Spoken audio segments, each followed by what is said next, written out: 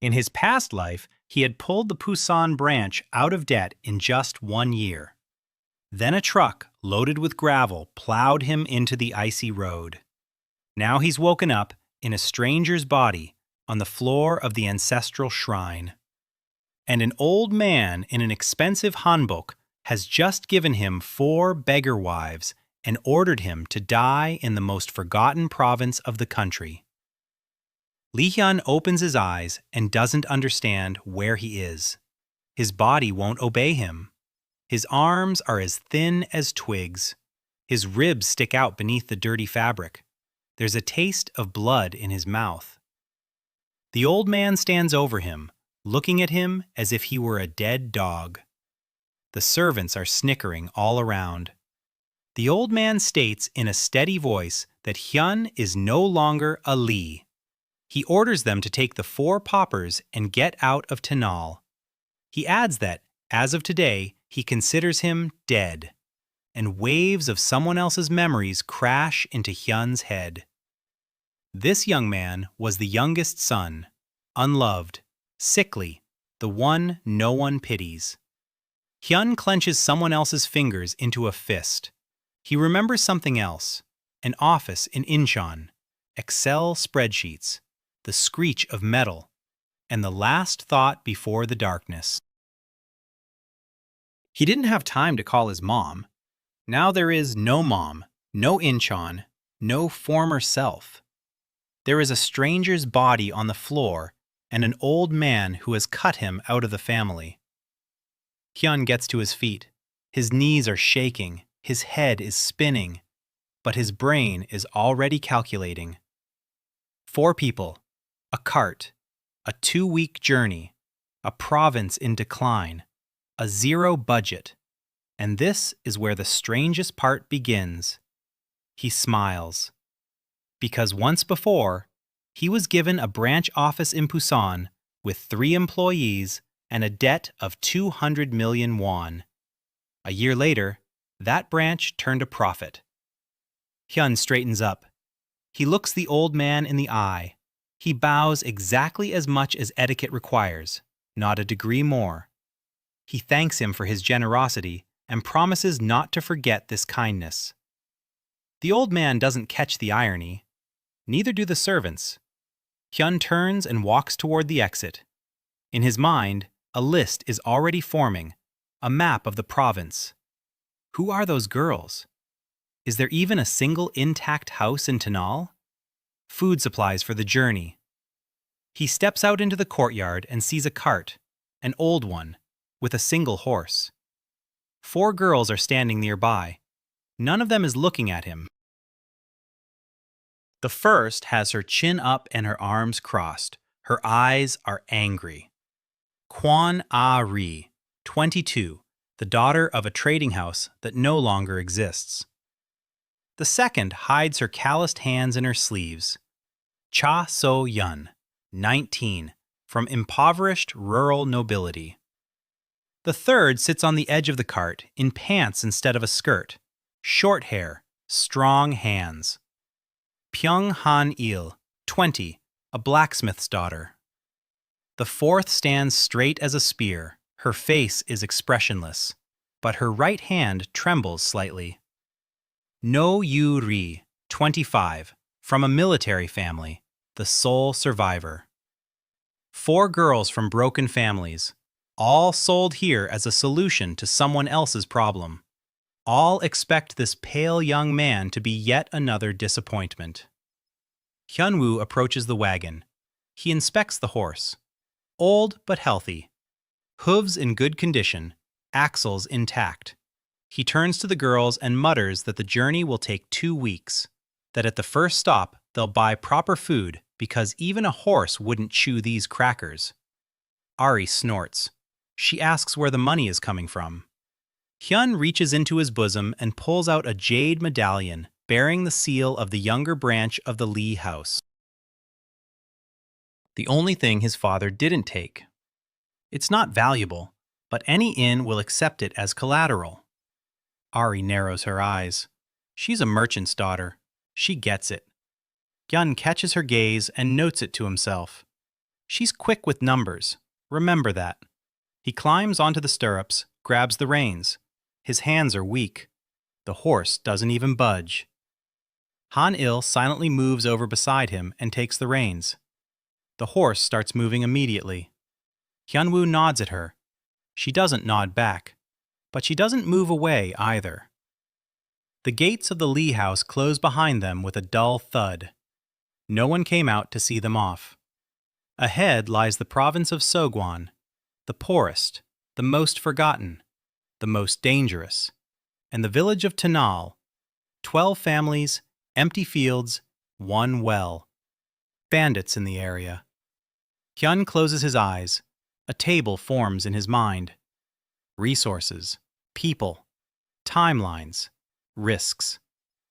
He was an operations director for 7 years and knows that no project starts with money. It starts with people. The first day passes in silence. By evening, they stop by a stream. Hyunwoo climbs down from the cart and nearly falls. His body is so weak that a few hours of sitting have worn him out. Yuri watches. She doesn't help. He checks. Hyun straightens up on his own. He walks to the stream. He scoops up water. His hands are shaking, but he doesn't ask for help. He takes an embarrassingly long time to start the fire. The Hyun of the past clearly didn't know how. Ari watches with her arms crossed. Then she mutters that she could start it faster. Hyun silently hands her the flint. She manages it in a minute. Hyunwoo says that starting tomorrow, the fire is her responsibility. Ari looks at him strangely. Before, she was given orders. No one had ever given her a responsibility like this. Hyunwoo cooks soup. Water, soaked crackers, a little dried meat, wild onions from the shore. It turns out watery and bland, but hot. He pours it into 4 cups. 4, not 5. Soyeon notices first. She quietly asks why the master didn't pour himself a cup. Hyunwoo replies that there are only 4 cups.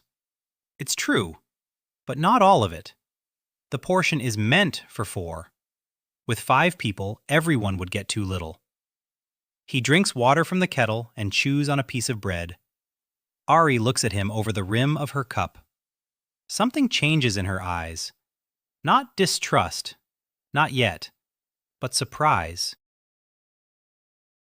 After dinner, Hyunwoo says they need to take turns keeping watch at night. The road is dangerous. Yuri gestures toward him for the first time. She takes the first watch. Hyunwoo asks if she knows how to handle a weapon. Yuri looks as if he'd asked if she knew how to breathe. Hyunwoo gets it. He takes the second watch himself. Yuri objects. In this state, he'll fall asleep standing up. Hyunwoo smiles. He says it's true, but if he isn't on watch, he's just dead weight, and he has no intention of being dead weight. Yuri is silent, but her gaze softens just a fraction. The second day greets them with rain. The cart gets stuck in the mud. Hyunwoo gets out to push. He lasts 3 minutes. Han-il pushes him aside with her shoulder and pushes the cart herself. The cart starts moving. Hyunwoo stands in the mud, wet and gasping for breath. Han-il says nothing, but she remembers that he tried. By lunchtime, they drive the cart under the roof of an abandoned shed. Soyeon takes out a small bag of dried herbs. She brews a tea, ginger and something else. She hands him a cup. She says the tea helps with colds. Hyunwoo asks where she learned this. Soyeon hesitates, and a rough, rural accent breaks through her speech. She blushes. Hyunwoo waits. He doesn't rush her. He doesn't show that he's noticed the accent. Soyeon says her grandmother knew all the herbs in the area. Hyunwoo nods. He says her grandmother was smart. Soyeon lowers her eyes, but her shoulders straighten. On the third day, they drive into town. Hyunwoo pulls up at an inn and shows the medallion. The owner squints. It's genuine, but he quotes double the price. Hyunwoo opens his mouth to haggle. Ari stands beside him. She starts speaking. 10 minutes later, they walk out with food for 5, a sack of grain, a sack of salt, 3 blankets, and the medallion stays with Hyun-woo. Ari convinced the innkeeper that it was more profitable to give everything on credit. She promised that Tanal would become a transit point for merchants and that this inn would get the first contract. The innkeeper believed her. Hyun looks at her. Ari catches his gaze and defiantly asks if the gentleman is satisfied. Hyun says he is satisfied and that from now on, she will handle all negotiations with external contractors. Ari blinks. The word is unfamiliar, but the meaning is clear. He has just handed over all external trade to her, without any reservations about the fact that she is a woman. Ari turns away. The tips of her ears turn red. On the 7th day, they see traces of a fire, a burned-down village on the side of the road. Yuri walks around the ruins and returns. The work of bandits, traces from 5 days ago. No survivors. Hyun-woo clenches his jaw. A new item is added to the to-do list. Safety, priority number 1. On the 10th day, a wheel hits a pothole and the axle cracks. Hanil is already sitting nearby, examining the break. She mutters that she needs a piece of wood in half an hour. Hyun-woo goes into the forest and brings back what she asks for. Hanil's hands move with confidence. She knows wood. She knows where it bends and where it breaks. 40 minutes later, the axle is secure. Hyun-woo says she's a master. Hanil flinches. She snaps that she's no master, just a blacksmith's daughter. Hyun-woo replies calmly that a blacksmith's daughter who fixes an axle with her bare hands in the woods is a master. Hanil turns away. Her lips are pressed together, but her hands stop trembling. On the 12th day, they ride to the top of the hill. Below lies the valley, green despite it being autumn. The river glistens. A village stands on the bank, a dozen houses, half with sagging roofs. One street, one well. Tanal, their new home. Ari grimaces. She says she imagined it would be bad, but not this bad. Sogwan is silent, but her eyes are already darting across the fields. She's counting. Hanil shrugs. She's seen worse. Yuri surveys the approaches, a soldier's habit. Hyun-woo jumps down from the cart. His legs are holding up a little better. 12 days on the road have taken a toll on his body. He looks down, then at the 4 girls, then down again. He utters a single word. Let's begin. They're met by dogs, skinny and vicious. Then children, skinny too. Then the village head comes out, a gray-haired, stooped man with tired eyes. He cautiously asks if they are the exiles from the capital. Hyun-woo nods. He gives his name. He says these are his wives. The village head looks over the girls, and there is pity in his eyes. Not for them, for himself. The arrival of the exiles means that the capital has finally forgotten Tanal. The village head shows them the house. 4 walls, a roof with 3 holes, a dirt floor. A window without a frame. Ari freezes on the threshold. She thought nothing could be worse than her father's burned-down house. She was wrong. Hyun enters. He taps on the walls. Stone. The foundation hasn't settled. The beams are intact. The holes in the roof are from rotten straw. Fixable. He goes out and asks the village head if there are any other empty houses. The head points out 2 more. Hyun stands in the middle of the village and counts.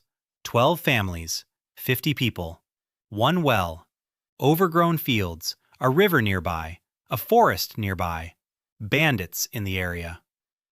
2 days to the city, 2 weeks to the capital, winter in 3 months. He turns to the girls. He says that today they'll fix up the house and patch the roof. Tomorrow, he'll talk to the village elder in detail. The day after tomorrow, they'll start working. Yuri asks what they'll be working on. Hyun answers that they'll be working to ensure everyone in this village survives the winter.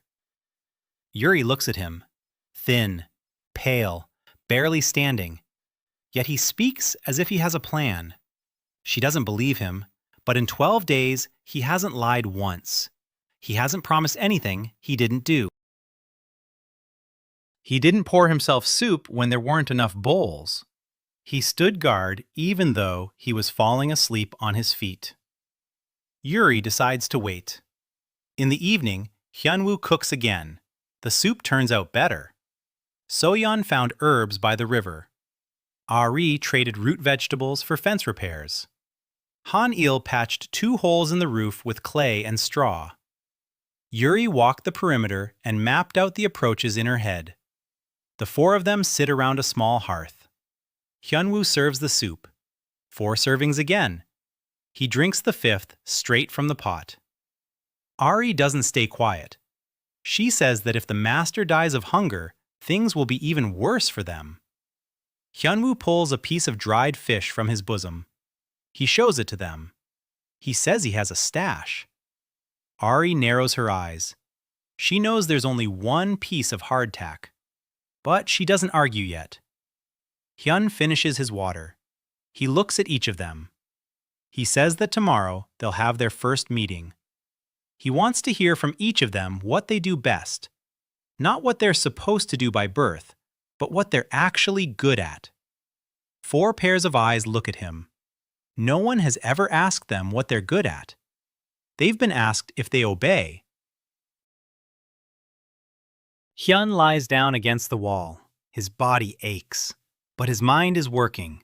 He thinks about the village elder and his tired eyes, about the children in the street, about the empty fields.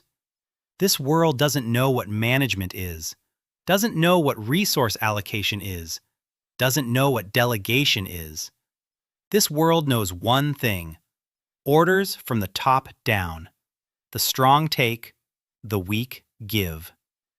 Hyun closes his eyes. He knows another way. And tomorrow, he will begin. The morning in Tanal smelled of dampness and smoke. Hyun woke up before everyone else. His body ached. Every joint reminded him that this body hadn't had proper food in years. Hyun quietly got up and went outside. Fog lay over the valley like a blanket. The river beyond the village was barely visible. He walked down the only street. 12 houses, 8 with intact roofs, 4 in various states of ruin. 1 barn, empty. Hyun peered inside. The floor was dirt. The walls were stone. The volume was about 20 cubic meters. Not enough. He needed more. He went to the well. He looked down. There was water, but the level was low. 1 well for 50 people, plus livestock. Not enough. Critically insufficient. Hyun returned to the house. The girls were already awake. Yuri was standing at the entrance. She had gotten up even before him. Hyun wasn't surprised. A military habit. He asked everyone to gather inside. They sat around the hearth. Hyun picked up a coal. He found a piece of birch bark. He looked at the 4 girls. He said that now each of them would tell what they could do. Not what they were supposed to, not what was expected, but what they could actually do. Ari snorted. She asked why he needed this. Hyunwoo answered bluntly. He said they had 3 months until winter. No money, no supplies, no people. Their only resource was themselves. And if he didn't know what each of them could do, they would all die in January. The word die hung in the air. Ari stopped smirking. Hyun looked at her and asked her to begin. Ari paused, then she spoke. She can count. In her head. Quickly. Her father taught her to keep the ledgers when she was 10. By 14, she was handling the household's entire bookkeeping. She knows the prices of basic goods in the 3 provinces. She knows which merchants travel the northwestern route. She knows how to draw up contracts. Hyun wrote them down on birch bark. He asked her to continue. Ari added that she knows how to talk to people so that they do what she needs. She said this without boasting, as a matter of fact. Hyun nodded. He looked at Soyeon. She flinched. She began to speak softly. Her accent came through immediately. She knows how to work in the fields. She knows when to sow and when to harvest. She knows which herbs are medicinal and which are poisonous. She can tell by the look of the soil what will grow in it. She knows how to store grain for the winter. Her grandmother taught her. Hyun wrote it down. He asked if she could read. Soyeon blushed. She said a little, by syllables. Hyunwoo nodded. No reaction to her embarrassment. He just wrote it down. He looked at Han-il. She spoke up immediately, without being asked, sharply and briefly. Blacksmithing. Working with iron, copper, and bronze. Repairing tools. Forging knives, horseshoes, and nails. Woodworking. Basic carpentry. Her father used to say that her hands were better than any of his apprentices. Then she fell silent. She clenched her fists. Her father died 3 years ago. Hyun wrote it all down. He looked at Yuri. Yuri spoke as if giving a report, evenly and point by point. Spear and sword skills, basic infantry combat tactics, leading a unit of up to 20 men, horseback riding, reading the terrain. Her father was the garrison commander on the northern border. She had trained with her brothers since she was 8. Hyun listened to the end. He lowered his eyes to the birch bark. 4 lines, 4 skill sets. Trade and diplomacy, agriculture and botany, craftsmanship and construction, military and security. He looked at the birch bark and felt something familiar turning in his head. That's how he felt when he hired a new employee for the company and saw that this person was in the right place. Only stronger. Much stronger. Something clicked in his mind, a quiet voice, not his own. The words formed on their own. The Union system has been awakened. The legacy of the first Haryeon clans has been restored. Hyun froze. The girls heard nothing. Only he could see it. Something like a diagram flashed before his inner eye. Lines connecting 4 points. Each point glowed with its own color. Words flickered next to Ari. Natural negotiator. Analytical mind. Hidden talent for strategic planning. Next to Soyeon, deep connection to the earth, potential to awaken plant empathy, growth point, self-confidence. Next to Han-il, master craftsman of the highest rank, intuitive understanding of materials, growth point, acceptance of one's own worth. Next to Yuri, tactician and commander, hidden gift for teaching others, growth point, resolution of guilt. Hyunwoo blinked. The diagram.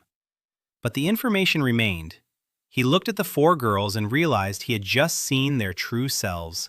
Not the ones cast out of broken families, but the ones they could become. Ari frowned. She asked why he had fallen silent. Hyun shook his head. He said he was lost in thought.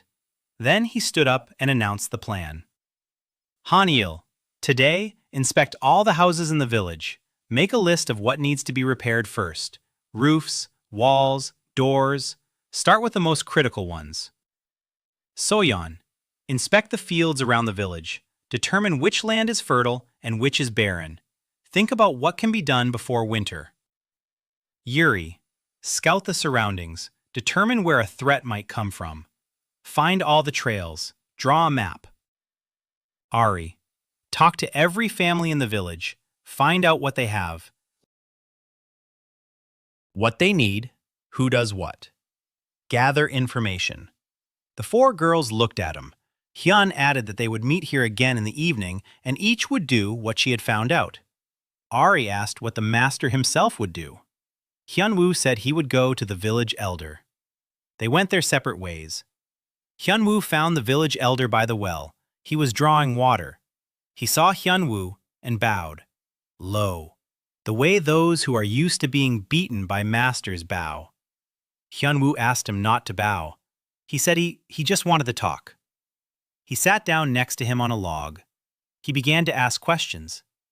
How many families? 12. How many people? 53. How many children? 17. How many elderly people? 8. How many able-bodied people? 28. What do they do? Farming, but the fields yield little. The land is exhausted. The last good harvest was 4 years ago. What about water? There's one well. It's enough in the summer. In the winter, the water level drops. In the spring, they have to go to the river. What about food? The granary is empty. There are supplies for a month, maybe a month and a half if they can serve. What about bandits? They've been attacked twice in the last year. They took all the livestock except for 3 goats and a dozen chickens. People are afraid. 6 families are already saying they'll leave before winter. Hyun listened and wrote it down on birch bark. The village head watched him write. Then he quietly asked why the gentleman was doing this. Hyun looked up. He asked what exactly? The village head said he was writing things down. No master had ever written down what the peasant said before. Hyun replied that he wasn't writing down words. He was writing down data. And without data, it's impossible to make the right decision. The village head didn't understand the word data. Hyun-woo rephrased it.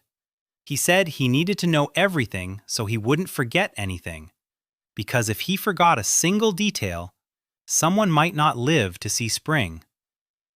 The village elder fell silent. Then he continued answering questions. By noon, Hyun-woo knew everything. Every family by name. Who was sick, who had children, who had tools, who could do carpentry, who hunted, who knew the forest. He sat with birch bark and drew. It wasn't a map, it was a diagram. Taenal in the center, resources around it, the river, the forest, the fields. Stone in the hills to the west, clay by the river. Lines connecting the families. Who is friends with whom? Who is enemies with whom? Who can work together, and who is better off not being put next to each other?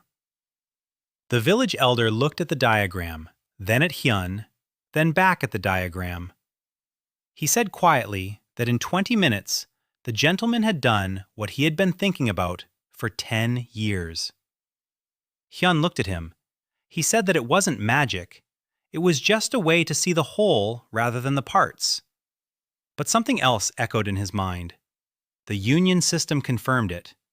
The role map is active. Hyun saw that a faint light was flickering around the village head as well. Village Head Park, 61 years old, a natural leader on a local scale, deep knowledge of the area, hidden talent, ability to predict the weather based on signs with 80% accuracy, growth point, confidence in his own decisions. Hyun blinked and the light disappeared, but the information remained. He looked at the village elder and asked what he thought. Would winter come early or late this year? The village elder was surprised by the question. Then he thought for a moment. He said that judging by the ants' behavior and how early the birds had begun to fly away, winter would come 2 weeks earlier than usual. Hyun nodded. 2.5 months instead of 3. Even worse. He thanked the village elder and headed back. On the way, Sogwan caught up with him. She was in the field. Her knees were covered in mud. Her eyes were burning. She began to speak quickly, and her accent came through on every word, but she didn't notice. The land around the village isn't dead. She's tired. The 3 fields to the south can be restored if we let them rest and cover them with mulch. Mulch is a layer of dry grass and leaves. It protects the soil from frost and retains moisture. If we cover the fields now, the soil will be ready by spring. But there's something else. One field to the east. Wild barley grows there, all on its own, without being sown. That means the groundwater is close. If we dig a well, we need to dig there. Hyun listened. Then he smiled. It was his second smile in all this time. The first was for Yuri when he admitted he'd fall asleep on duty. This one was for Soyeon. He said she'd just solved 2 out of 5 problems. Soyeon fell silent. She blushed. She hid her hands in her sleeves. Hyunmoo said quietly that she shouldn't hide her hands. Those hands had just saved next year's harvest. Soyeon stood there, motionless. Then she turned around and almost ran back to the field. Hyunmoo noticed she wasn't hiding her hands anymore. In the evening, they gathered. Everyone reported. Han-il had gone around all the houses. 4 need urgent roof repairs before the rains. 2 can wait. 6 are in relatively good condition. There are no materials, but there is enough suitable wood in the forest. We need manpower. Yuri surveyed the surrounding area within a 2-hour walking radius. To the north is the forest, dense, one trail, easy to block. To the south is an open field. Visibility is good. To the west are hills, rocky, difficult to traverse. To the east is a river. There is one ford, the only real threat. The northern trail and the eastern ford. Ari spoke with every family. The result? 3 families are ready to leave in the coming days. 4 are undecided. 5 will stay because they have nowhere else to go. The Kong family has a spare plow, but it's broken. The Cho family has a fishing net, but no one knows how to use it. Grandfather Min knows where mushrooms grow in the forest, but his legs won't carry him anymore. Hyun listened and took notes. When everyone was finished, he picked up the birch bark. He looked at it, then at the girls. He said he had a plan. First, tomorrow morning, he'll gather the whole village. He'll explain what's going on. He'll ask for 3 weeks. If people don't see any changes in 3 weeks, he won't force anyone to stay. Second, Han-il will start repairing the roofs starting tomorrow. She needs 2 helpers from the villagers. Yuri will find volunteers. Third, Soyeon will start preparing the fields for winter, mulching. She needs extra hands too. Fourth, tomorrow they'll start digging the second well, where Soyeon found the wild barley. Fifth, tomorrow, Ari will take the broken plow from the Kang family and give it to Han-il. Han-il will fix it. Sixth, give the fishing net to whichever villager agrees to learn. Hyunwoo knows how to set a net. In theory, he saw it in a documentary. But that's better than nothing. Seventh, Grandpa Min will sit down with Soyeon tomorrow and draw a map of mushroom spots. Soyeon will memorize it. Mushrooms are food for the winter. Hyun fell silent. Ari looked at the birch bark, then at him. She said quietly that it was a good plan. Those were the first words of approval from her. Hyunwoo nodded. Then he added an 8th point. He said that every morning they would gather here for 15 minutes. Each would share what she did yesterday, what she plans to do today, and what's holding her back. Ari asked why. Hyunwoo explained. When people know what others are doing, they help each other. When they don't know, they get in each other's way. 15 minutes in the morning saves hours during the day. Yuri nodded.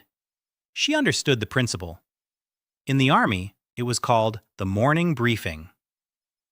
Hyunwoo didn't mention that in his world it was called a stand-up. He just nodded in response. They went to sleep. Hyun lay there staring at the ceiling. The union system flickered at the edge of his consciousness. The roll map showed him 4 silhouettes sleeping nearby. 4 sets of talents. 4 sets of pains. He thought about the resonance of labor. The system said that when 2 or more family members work toward a common goal, their skills are amplified.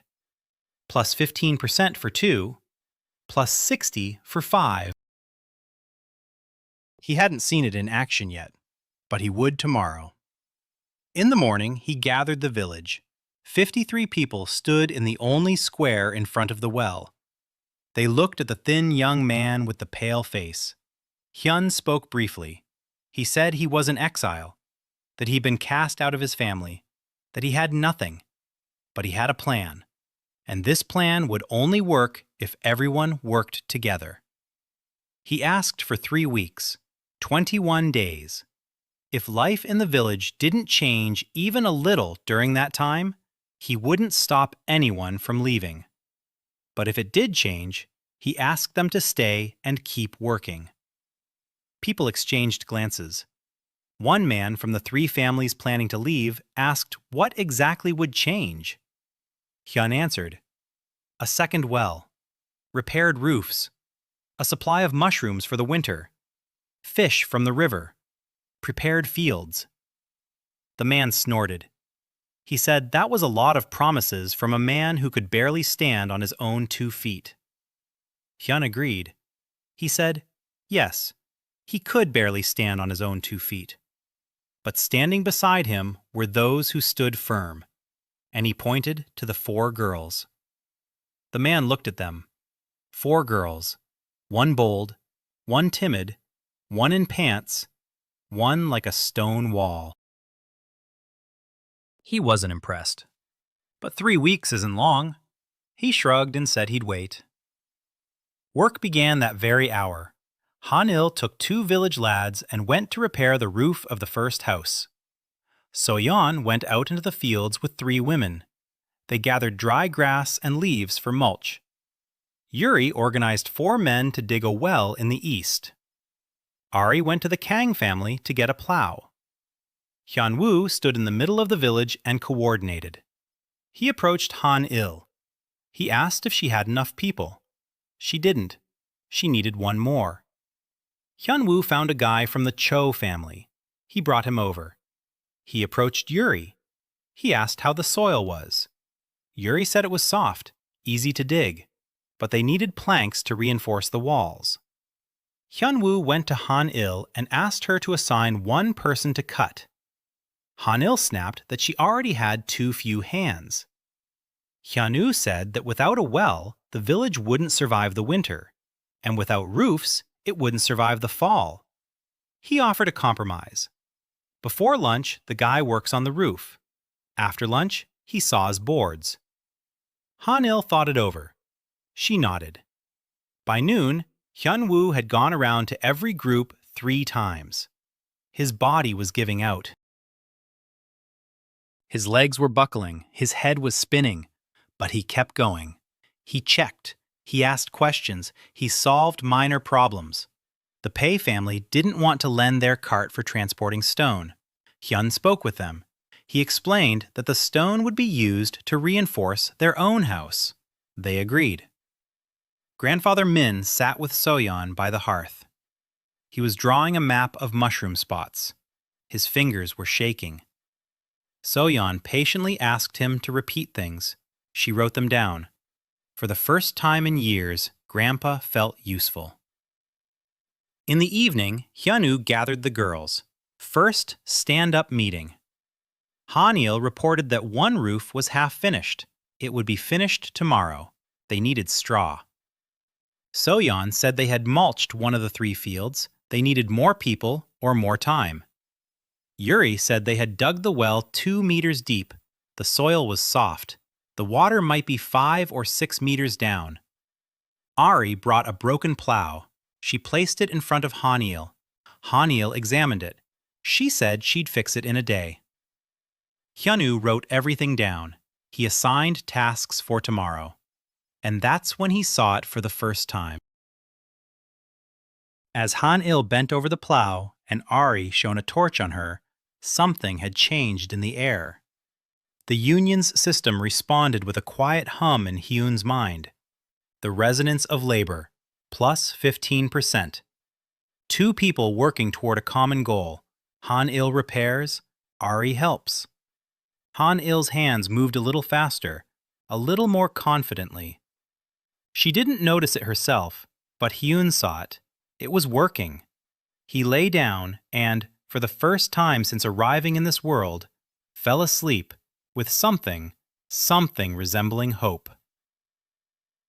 Hyun conducted an initial audit of the village and discovered that winter would arrive 2 weeks early. The union system had awakened.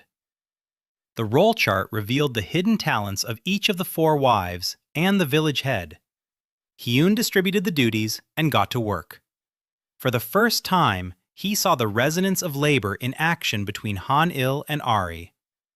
The village was given 3 weeks to prove that the plan worked. The second well yielded water on the 8th day. Yuri stood waist-deep in the pit as the shovel struck the wet soil. Water gushed from below. Muddy, cold, alive. The 4 men digging alongside her shouted. Hyun-woo stood above and looked down. Soyeon had been right. The wild barley hadn't lied. The groundwater was exactly where she'd said it would be, at a depth of 4.5 meters. Hyun-woo reached out his hand to Yuri and pulled her out of the pit. She was covered in mud, wet, and for a split second her face twitched. Not a smile, but something beside her. Hyun-woo said it was all thanks to Soyeon. Yuri nodded. She looked at Soyeon, who was standing nearby, her hands pressed to her chest. Yuri told her in a steady voice that without her, they would have been digging for another month. Soyeon opened her mouth, closed it, swallowed, turned away. Hyun-woo could see her shoulders, not from the cold. For the first time in her life, a stoic military woman had told her she was useful. News of the well spread through the village within an hour. The 3 families who had been planning to leave came to look. They stood in silence. The water in the well was rising. Clear. It wasn't just water. It was a promise. Hyun knew that now was not the time to stop. While the village was watching, while they were listening, he gathered everyone in the square. He said that the well was the beginning, not the end. He said there was still a lot of work ahead and listed what needed to be done before the first frost. Roofs, a supply of firewood, mulch on all the fields, fish, mushrooms, insulating the houses. People listened. The same man who had looked at him skeptically 10 days ago was now silent. He didn't argue. Hyun noticed. Something else happened that same day. Han-il repaired the plow. She didn't just repair it, she redesigned it. The original design was heavy and awkward. Han-il removed the excess weight. She shifted the attachment point. She shortened the handles. The plow became a third lighter and cut into the ground more smoothly. When Soyeon tried plowing with it, she stopped after 10 steps and looked at Han-il with her mouth agape. She said that even she could work with this plow, but she could barely drag the old one. Han-il stood to the side and stared at the ground. Hyun-woo walked up to her. He said quietly that she hadn't just fixed the tool, she had improved it. She's not a craftsman, she's an engineer. Han-il shrugged. She said gruffly that she didn't know what an engineer was. Hyun-woo replied that it was someone who made things better than they were. Han-il looked at him from under her brows. Then she turned away and went into the smithy, or rather, the ruins of the smithy. She spent all her free time. She took things apart, she cleaned them, she checked the forge. The old blacksmith had died 2 years ago. His tools were rusting. Han-il brought them back to life one by one. 3 days later, she lit the forge. The first fire in that smithy in 2 years. Smoke rose from the chimney. The village children ran over to watch. Han-il didn't shoo them away. A boy of about 10 asked if he could help pump the bellows. Han-il looked at him. She nodded. The boy beamed. Hyun-woo watched from around the corner. The The union system flickered. The roll map showed faint lights around the villagers. Not family members, just people nearby. They were also beginning to glow.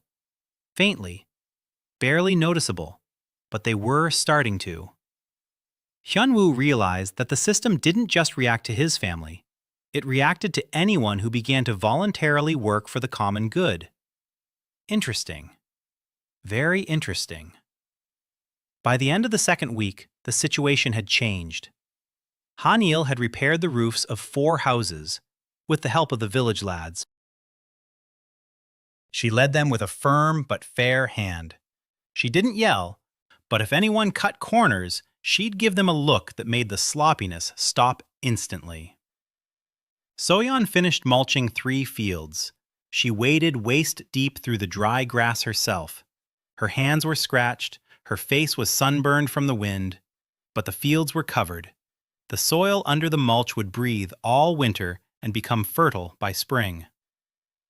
Yuri trained with a spear every morning on the riverbank, alone, in silence. The villagers watched from behind their fences. A week later, the first guy approached her and asked if she could teach him. Yuri looked at him for a long time. Then she nodded. 3 days later, there were 6 of them.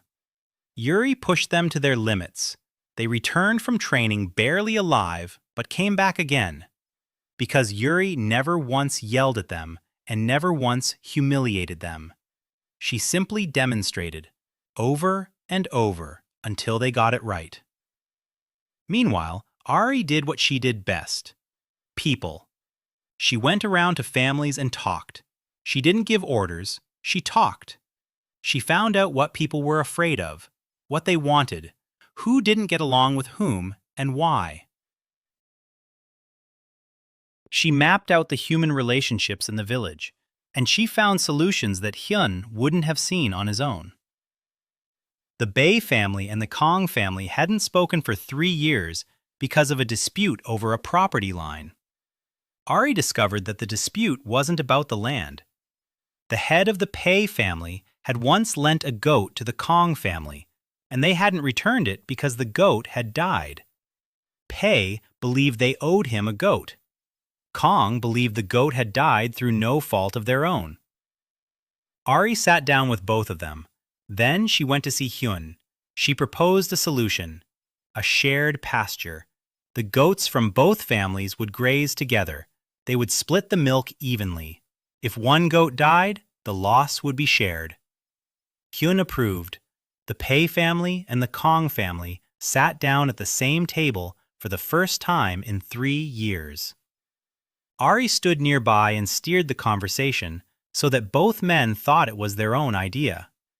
Hyun watched, and the roll chart flickered in his mind again.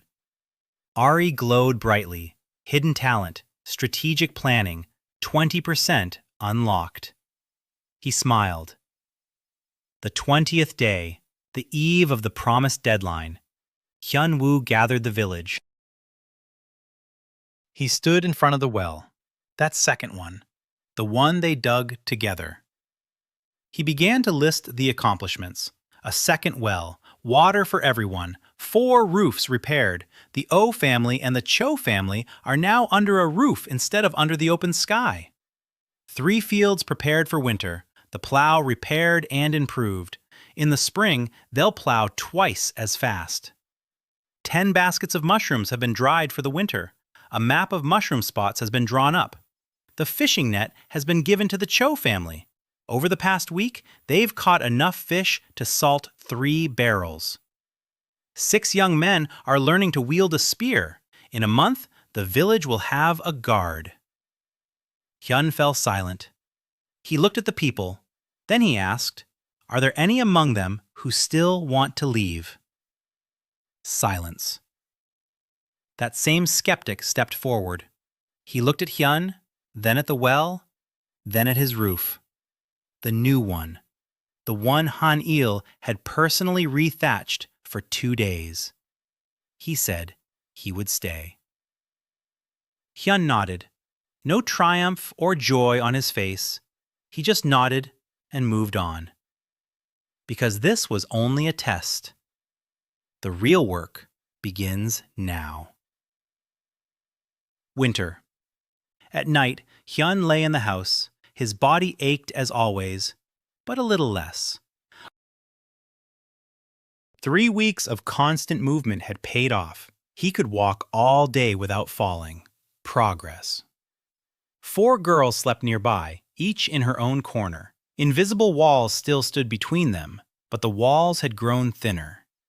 Ari nodded to him in the morning. Not a bow, a nod, an equal to an equal. Soyeon no longer hid her hands in her sleeves, at least not around him. Hanil spoke to him, sparingly, rude, but she spoke. Yuri. Yuri remained a wall, but now she stood a little closer to the others, half a step. Hyun knew that half a step from Yuri was a lot. He closed his eyes and saw the roll chart before him. 5 dots, him and the 4 girls, lines between them, thin, faint, but there. The resonance of labor worked every day, little by little. +15 when Hanil and Ari repaired the plow together. +15 when Yuri and the villagers dug the well. But never more than 2 at a time, because the 4 girls hadn't worked together yet. They didn't feel like a team yet.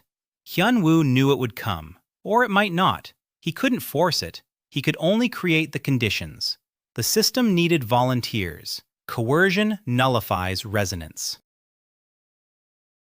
This meant that each of them had to decide for herself to be here. Not because she had nowhere else to go, but because she wanted to. They were still far from that, but closer than they had been 20 days ago. Hyun fell asleep. The wind howled outside the wall. The first autumn wind. Cold. Winter was coming. The second well was ready. Han-il had repaired and improved the plow. Yuri began training the first guards. Ari resolved a 3-year conflict between 2 families. The village passed the 3-week test, and not a single family left. For the first time, Hyun watched as the roll chart highlighted not only family members, but also villagers. The system responds to voluntary cooperation from anyone. Winter is approaching. The first snow fell on Tanal in early November. Village Head Park was right. Winter arrived 2 weeks early. Hyun stood in the doorway and watched as a white blanket settled over the valley. A thin one for now, but this is only the beginning. He went back inside. He gathered the morning briefing. Ari reported that food supplies, at the current rate of consumption, would last 6 weeks, maybe 7 if they rationed. Winter would last at least 4 months. The shortage was critical. Hyunwoo nodded. He knew. He'd been counting every day. Soyeon said the mulch in the fields was holding up. The snow would settle on top and create an extra layer of insulation. The soil would rest properly. Everything would be ready by spring. Han-il reported that all the roofs had been repaired. She finished the last one yesterday. Insulating the houses continues. The cracks have been sealed with clay. But there isn't enough clay. We need more. The river will freeze in a month, and we won't be able to get any clay. Yuri said that the 6-person guard is on duty in pairs. 3 shifts. The spears are wooden with iron tips that Han-il forged. Yuri added that bandits are more active in winter. The villages are weaker. Hyun listened. He took notes. Then he announced the priorities for the coming month. First, food.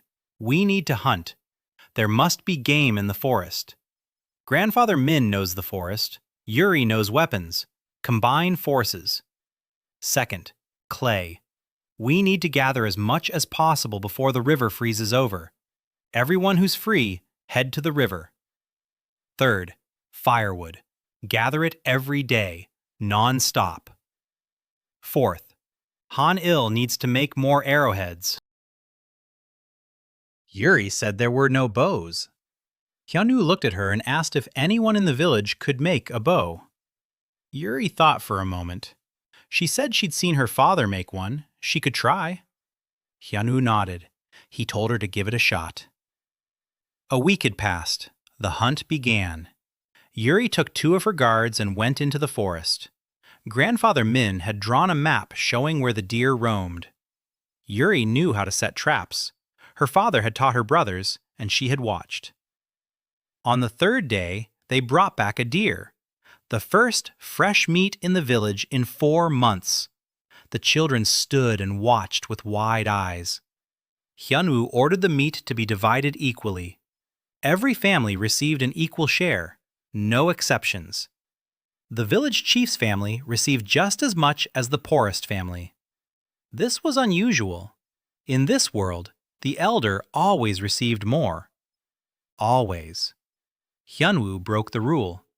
Some were unhappy, but no one argued, because there was meat, and that was enough. After the hunt, Yuri sat by the fire and sharpened her spear. Her hands didn't tremble. For the first time in a long while, she was doing what she knew how to do. She wasn't sitting idle. She wasn't waiting. She was acting. Hyun sat down next to her, silently. Yuri didn't shoo him away. A minute later, she said the deer was old and lame, easy prey. The next one would take longer to track down. Hyun asked how often they'd be able to hunt. Yuri replied that once a week, if they were lucky. That wasn't enough for 50 people. Hyunwoo nodded. He said he had another idea. Traps for small game, hares and partridges. Many small portions are better than one big one once a week. Yuri looked at him. She asked how he knew that. Hyunwoo said he'd read it. Yuri didn't ask what he had read. She just nodded, and the next day set 12 traps around the edge of the forest. 3 days later, there were 4 hares and 6 partridges in them. Hyun distributed those as well. The second week of winter. The temperature had dropped. People stayed indoors. The children were sick. It was a common winter cold, but with their poor diet, it could be deadly. Hyunwoo sat in the house and thought. They had no doctor. There were no medicines. There was only Soyeon with her knowledge of herbs. Hyunwoo called her over. He asked if she knew of any herbs that helped with colds and fever. Soyeon thought for a moment. She began to list them. Ginger root, honey, willow bark decoction, garlic. Hyunwoo stopped her at willow bark. He asked if there were any willow trees here. Soyeon said there were by the river. Hyunwoo nodded. Willow bark contains salicin, natural aspirin. Hyunwoo didn't bother explaining to Soyeon what aspirin was. He simply said that willow bark was the first medicine they needed. Soyeon went down to the river. She returned with an armful of bark. She brewed a decoction. It was bitter and unpleasant. But after 2 days, the 3 children's fevers had subsided. Soyeon went from house to house with a pot of the bitter decoction. The mothers looked at her with gratitude. One woman grabbed her by the hand and said that Soyeon had saved her daughter. Soyeon stood there, not knowing what to do. No one had ever grabbed her hand in gratitude before. People had grabbed her to push her away. She returned home. Hyunwoo was sitting by the hearth, mending his shoes. He wasn't doing a very good job. His hands wouldn't obey him. Soyeon paused in the doorway. Hyunwoo looked up. He asked how the children were. Soyeon replied that they were better. Hyunwoo said she was doing a good job. Simply, without fanfare, the way you'd speak to a colleague who'd done their job well. Soyeon stood there for another second. Then she sat down next to him and took the shoes and thread from him. She said she would fix them. He was ruining them. Hyunwoo handed them over. They sat side by side, in silence. The fire crackled. The wind howled outside the wall. It was the first evening they'd simply sat next to each other. Not out of necessity, by choice. The union system responded with warmth. The Hearth Council. Hyunwoo suddenly realized he could activate it right now. Not formally, without gathering everyone. Just like that. The 2 of them. He didn't do it. Not now. Too soon. The third week. Ari came back with news. She'd gone to the nearest trading post. A 2-day journey. Alone. Hyun found out about it after she'd already returned and nearly lost his mind. He told her she shouldn't have gone alone. The road is dangerous. Bandits. Ari looked at him. She asked if he was worried about her or about losing a trade agent. Hyun opened his mouth, closed it, looked her in the eyes, said it was for her. Ari blinked. She turned away. The tips of her ears turned red. Then she shook her head and began her report. A trading post in the town of Kimdan. Small but active. Merchants from the south and southeast come there. The goods are expensive. It's winter. But there's a demand for one thing they don't have yet. Iron nails. There isn't a working smithy in the 3 surrounding provinces. Nails are brought in from the capital. The price is triple. If Tanal starts forging nails, they'll be able to sell them for half the price of those from the capital and still make a profit. Hyun listened. Then he smiled. He said that Ari had just found them their first source of income. Ari shrugged. She said it was obvious. Any merchant would have seen the same thing. Hyun replied that any merchant could have and would have seen it, but not everyone would have walked 2 days along a winter road alone to check. Ari snorted, but she squared her shoulders. Hyun called Haniel over. He explained the plan. Haniel listened. Then she said she didn't have much iron. The old blacksmith had left a supply, but it would only be enough for 100 nails. They needed ore. Hyun-woo turned to Village Head Park. He asked if there were any deposits in the area. Park thought for a moment. He said they used to mine in the Western Hills, about 20 years ago. Then they gave it up. Hyun-woo asked why. Park replied that the people had left. There was no one left to dig. Hyun looked at Yuri. Yuri nodded. She understood without words. The next day, Yuri took 3 guards and went to the Western Hills. She returned by evening. There is ore. It's not deep. We can dig. But the hills are far away. An hour's walk. It's hard in winter. Hyun-woo nodded. He said that for now, 1 trip a week would be enough to gather as much as they could carry. In the spring, they would organize regular mining. Haniel received the first batch of ore 3 days later. She holed up in the smithy. The roar of the forge didn't die down until nightfall. The boy who pumped the bellows came every day. Haniel taught him silently, not with words. She showed him. 5 days later, Haniel emerged with the first batch of nails. 50 of them. Straight, strong, better than those from the capital. Ari took 25 and went to Kimdan. This time, Hyun-woo sent 2 of Yuri's guards with her. Ari was indignant. She said she didn't need protection. Hyun-woo replied that the guards weren't for her, but for the goods. Ari narrowed her eyes. She realized it was an excuse. But she didn't argue. She returned 4 days later. She placed a small bag on the table. Inside were 12 silver coins, 25 nails, 12 silver ones. In the capital, they would have given 6 for that. Ari sold them for twice the capital's price because there were simply no nails here and people were willing to pay. Hyun-woo looked at the silver, then at Ari. He didn't count the money. He asked if she had eaten on the road. Ari fell silent. Then she quietly said, yes. It wasn't true. Hyun could tell. She'd lost weight in 4 days. But he didn't press her. He just stood up and silently prepared her a meal, a hot one. He set it in front of her. Ari looked at the bowl, then at him. Then she started eating, quickly, hungrily. Hyun sat across from her and waited for her to finish. When she was done, he said that silver was beautiful, but if she left hungry again, he would go with her, and he would carry the food himself. Ari opened her mouth to give a sharp reply. She looked him in the eyes. She closed her mouth. She nodded.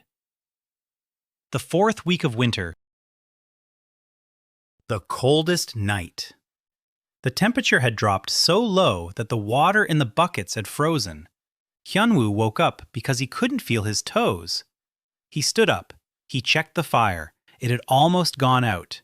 He threw some wood on it. He looked at the girls. Soyeon was curled up in a ball. Hanya was on her back and was breathing evenly. Military training. Ari pulled her knees up to her chest. Yuri was lying closest to the door, between the door and the others. Even in her sleep, she was protecting them. Hyun took off his blanket. He placed it over Soyeon's blanket. Hers was the thinnest.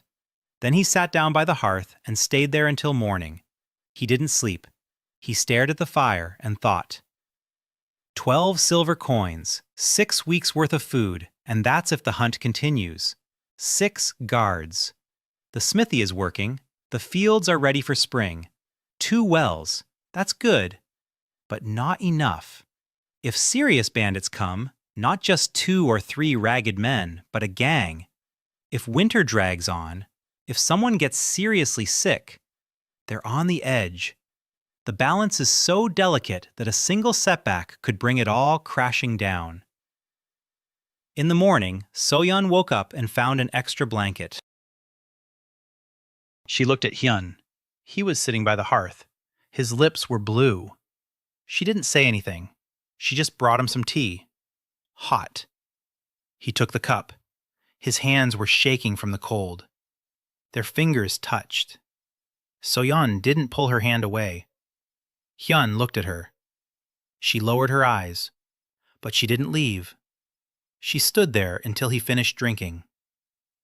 Hyun finished drinking. He said thank you. Soyeon nodded and left. She turned around at the door. She said she wouldn't let him give away his blanket anymore. Her voice was quiet, but firm. For the first time, Hyunwoo heard not a request, but a demand in her voice. He nodded. By midwinter, Hyunwoo decided it was time to hold the first real fireplace council. Not just between him and one person, but with all 4 of them. That evening, he asked everyone to sit down together. He said he wanted to talk. Not about work, about them. Ari tensed up. She asked what he meant. Hyunwoo said that they had been living together for over a month, working, eating, sleeping in the same room, but they didn't know each other. He suggested that each of them say one thing, one honest thing about themselves, something hard to say. He would start first. He said he was afraid. Every day. Afraid he wouldn't be able to handle it. That someone would die because he made the wrong decision. That winter would prove too strong. That he wasn't smart enough for this. 4 pairs of eyes were staring at him. The man who had lifted the village from its knees in a month says he's afraid. The silence lasted a long time. Then Ari spoke, quietly, without her usual boldness. She said she was angry. Every day. At her father who gave up. At the world that took her home away from her. At herself for failing to save her family. Soyeon spoke next. She said she was ashamed. Of her accent. Of her hands. That she wasn't a real noblewoman and everyone could see it. Hanil. Her voice was rough, but it broke on the last word. She said she missed him, her father, the sound of his hammer, the smell of the forge when he was alive. Yuri was silent the longest. Then she said one sentence. She said she was guilty, and fell silent. No one asked of what. Everyone understood. Hyunwoo sat there and felt the system union was vibrating. The Council of the Hearth was active. Intentions were becoming clearer. Resentments had been voiced. They hadn't gone away. But they had been voiced. It was the first step. He looked at the 4 girls. Each of them had just confided in him and in each other the most painful thing they had. Hyun said quietly that none of them was to blame, none of them should be ashamed, and none of them was alone. Yuri looked at him. For the first time, there was something other than stone in her eyes, something alive. She quickly looked away. But Hyun saw it. The system confirmed it. Labor resonance, updated. 4 family members and the head. Potential for group resonance, plus 45% when working together. Hyun closed his eyes. 45, not 60. They weren't at their maximum yet. But it was more than 15, much more. Tomorrow, they would feel it. Winter had struck 2 weeks early. Yuri organized a hunt and set traps for small game. Soyeon began treating the children with willow bark decoction. Ari found the first market for Hanil's nails and brought back 12 silver coins. Hyunwoo held the first hearth council. Each of the 4 girls opened up for the first time. The resonance of labor rose to 45%. The village survived the first month of winter, but the balance is fragile. In the 6th week of winter, bandits arrived. Hyun found out within half an hour. Yuri had spotted tracks in the snow north of the village that very morning. One trail, many footprints. At least 15 people. She went to Hyun and reported in a steady voice. 15 or more. Armed. Heading along the northern trail. They'll be here by nightfall. Hyun stood in the middle of the room and felt a chill run down his spine. Not from the cold, from fear. 15 armed men. They had 6 guards with wooden spears and iron tips. And Yuri. Hyun looked at her and asked directly, could she hold the village? Yuri paused. She said that if the enemy was untrained and poorly armed, then yes. If there were former soldiers among them, then no. Hyun nodded. He called the others. Ari, Hanil, Soyeon. They gathered in a minute. Hyunwoo spoke quickly. Yuri, guards to their positions, the northern path, the defensive line. Hanil, anything that can be used as a weapon. Knives, axes, pitchforks, distribute them to the men. Ari, gather the women and children in the granary, the sturdiest building. Lock the doors. Soyeon, stock the barn with water and food. Willow bark decoction, too. If there are wounded, she's the first healer. The 4 girls looked at him. Not one asked what he would do. They already knew. He would be where he was needed. Yuri went out first. 10 minutes later, 6 guards stood on the northern path. Spears in their hands, faces grim. They had trained for 6 weeks. That not enough. Yuri knew it wasn't enough. But she stood in front of them, and they saw her back. Straight. Unbending. The back of the garrison commander's daughter, and their hands stopped trembling. Tanal dismantled the smithy in 5 minutes. She handed every man in the village something sharp. She took a hammer for herself. Heavy. Not a weapon, but in her hands it looked more terrifying than a sword. Ari gathered the women and children. She acted quickly and decisively. No panic, no screaming. She spoke to each woman by name. She said everything would be all right. Her voice was steady, confident. Hyunwoo noticed she was shaking, a slight tremor throughout her body, but her voice didn't waver. Soyeon carried buckets of water into the barn, quiet and focused. Not a single unnecessary movement. Hyunwoo stood in the square and coordinated. Just like at the warehouse in Incheon, when an urgent shipment arrived and everything went off track. Only here, the stakes weren't a contract, they were lives. The union's system pulsed in his mind, the resonance of labor. Hyunwoo could feel it. Yuri and the guards worked as one, plus 30. Yuri and 6 guards, 7 people. But the guards weren't family members. The resonance from them was weak. The main one flowed through Yuri. She was the center, their anchor. Hyun climbed the hill behind the village.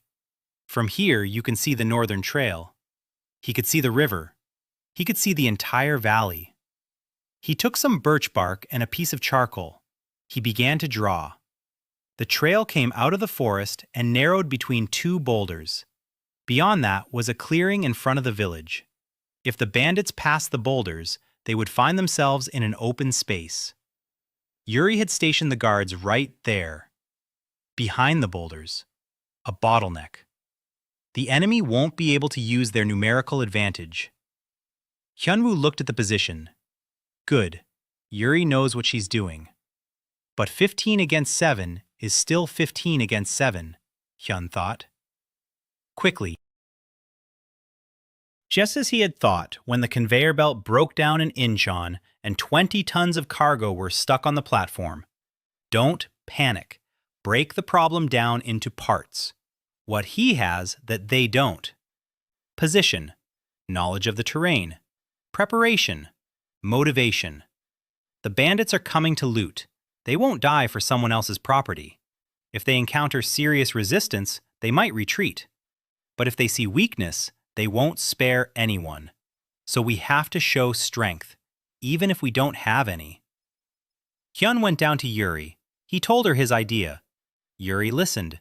Then she nodded slowly. She said, it might work. Maybe. Hyun went to Han-il. He explained. Han-il smirked. It was the first time he'd seen that smirk. Predatory. She said she needed an hour. Hyun gave her an hour. Han-il took all the remaining metal in the smithy, every scrap, every piece, and in an hour, she made 20 iron spikes. Rough, crooked, but sharp. Yuri took the spikes and placed them under the snow in the clearing in front of the boulders. Not deep, not deadly, but anyone who stepped on them would get a spike in their foot through their soft shoes. Bandits don't wear boots. Hyun gave one more order. Village elder Pak gathered all the old men and women who didn't fit in the barn. They stood on the roofs of the houses with wooden sticks and torches. From a distance, it's impossible to tell an armed fighter from an old man with a stick, especially at dusk. Hyun stood on the hill and waited. The sun was setting. They arrived just before dark. Hyun counted. 17, not 15. Yuri was off by 2. Poorly armed, axes, knives, 2 swords. No armor, no formation, just a common gang, hungry, angry, and convinced the village was defenseless. They walked openly along the path. They weren't even hiding. They were used to peasants scattering at the sight of weapons. The front row stepped into the clearing. Hyun held his breath. A scream. One of the bandits stepped on a spike. He fell. The second one tripped over the first.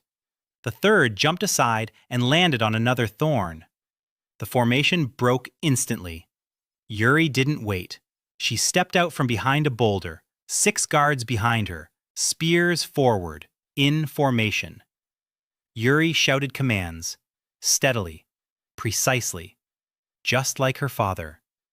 The guards moved as she had taught them, not perfectly, clumsily, but together. Their spears struck the crowd of bandits who hadn't yet recovered from the spikes. 2 fell immediately. Not dead, wounded. The rest recoiled. And then Hyun gave the signal. Village Elder Park on the roof of the nearest house raised a torch. Behind him, a second, a third, a 10th.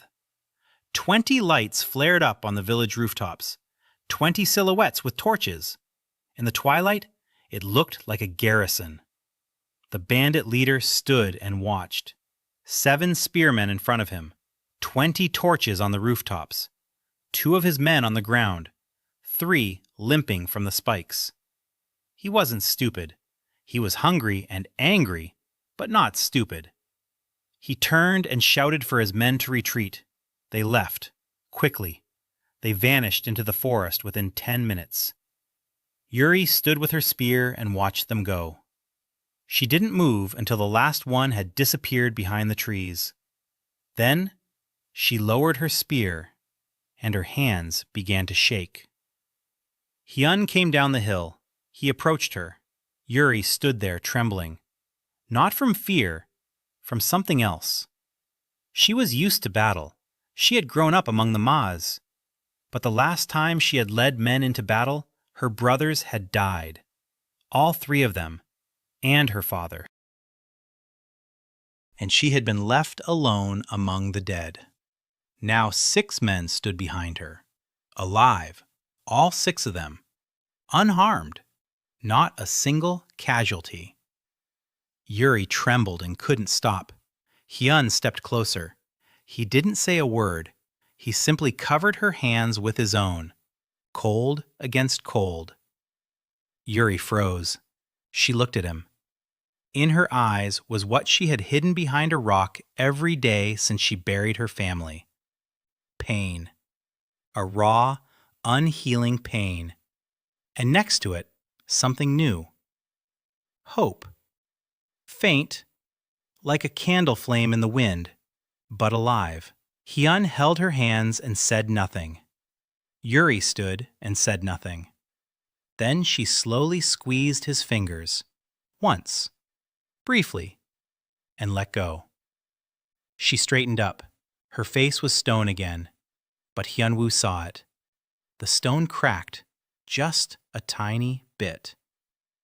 The village came to life. People were coming out of their houses and the barn.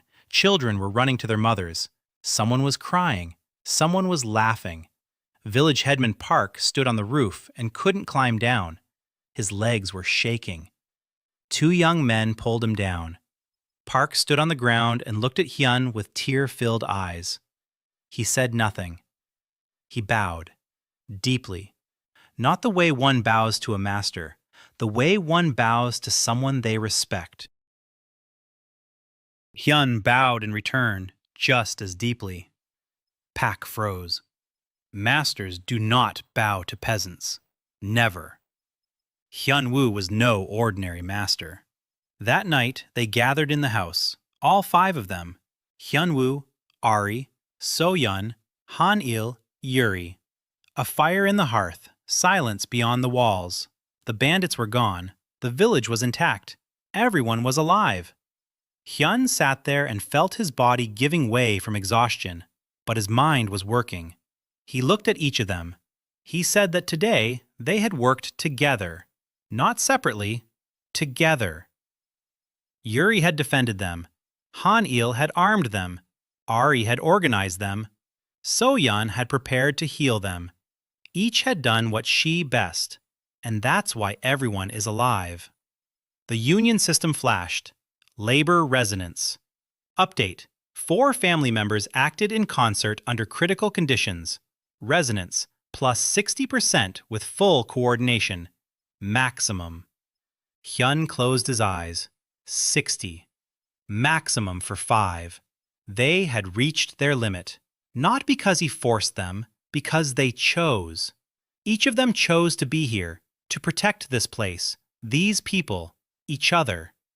Ari spoke first, quietly, without her usual sharpness. She said that when she was leading the women into the barn, one of them grabbed her hand and said she trusted her. Her, the daughter of a bankrupt man. Ari fell silent, swallowed, continued.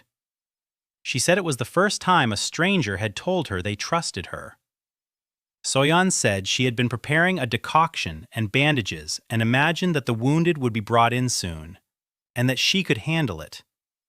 For the first time in her life, she was sure she could handle it.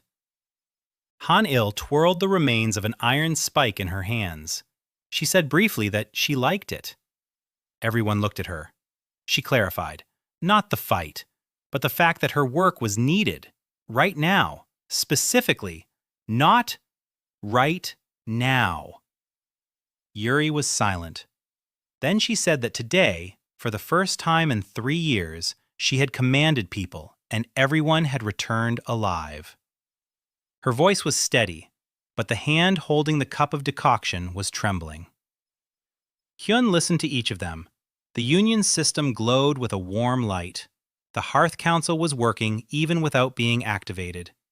They spoke on their own. They opened up on their own. Because they wanted to.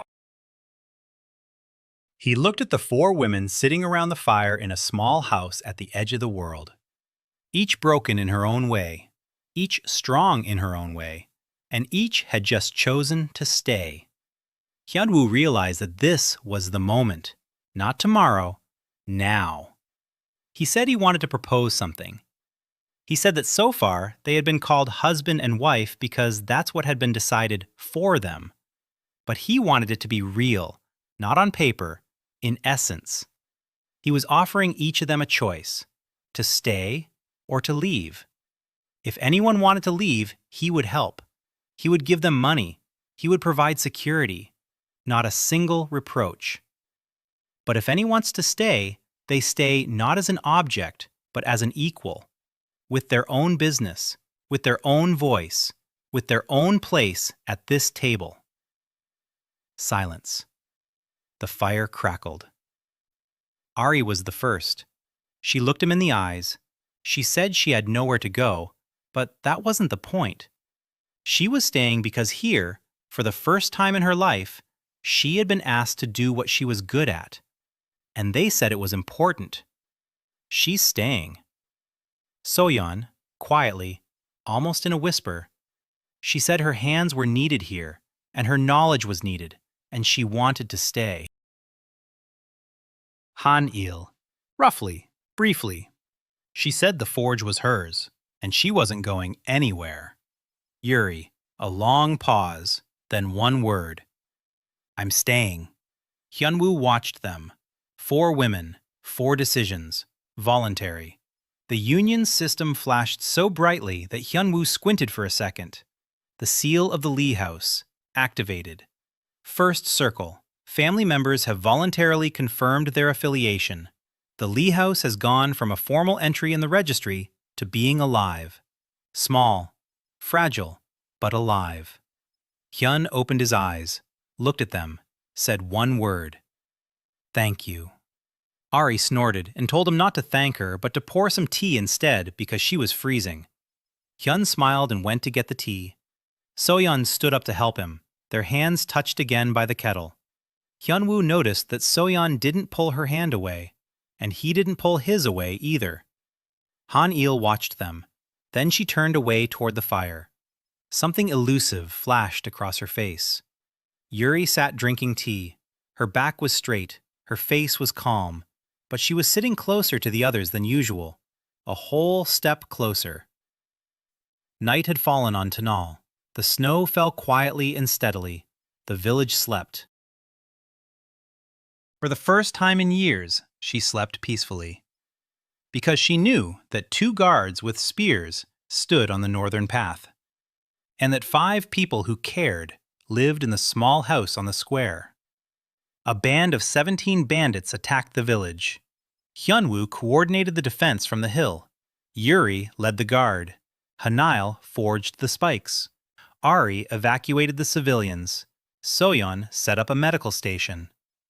A feint with torches on the rooftops forced the bandits to retreat without casualties on either side. After the battle, all 4 wives voluntarily confirmed their decision to stay. The seal of the Lee house was activated. Resonance reached a maximum of 60%. The Lee house had become a true family. Winter had passed its midpoint and was on the wane. Hyun-woo was counting the days. 2 months had passed since the first snow. 2 more lay ahead. Food supplies held out. Hunting provided a steady supply of meat. Yuri's traps worked reliably. Salted fish from the autumn reserves were being used sparingly. Dried mushrooms were stored in the granary. Hanil's nails brought in silver. Ari went to Kimdan once every 10 days. Each time she returned with coins and information. The information was more valuable than the coins. Ari learned that 3 villages south of Tanal had been completely deserted over the winter. The people had left. Some headed south to relatives, others simply into the unknown. She learned that 2 more villages to the east had been burned down by bandits. the very same ones Yuri had driven away from Tanal. They hadn't gone far. They'd found easier prey. Hyun sat with birchbark, marking these villages on the map. 5 deserted settlements around Tanal. That's bad news. The bandits will grow bolder. Without neighbors, Tanal becomes the only target for dozens of miles around. But that's also good news. Empty villages mean empty houses, tools, maybe supplies, and most importantly, land. No man's land that can be taken. Hyun-woo shared his thoughts with Yuri. She nodded. She said they needed to scout the area. Hyun-woo agreed. Yuri took 3 guards and left for 2 days. She returned with a detailed report. 3 nearby villages. The first is an hour's walk to the south.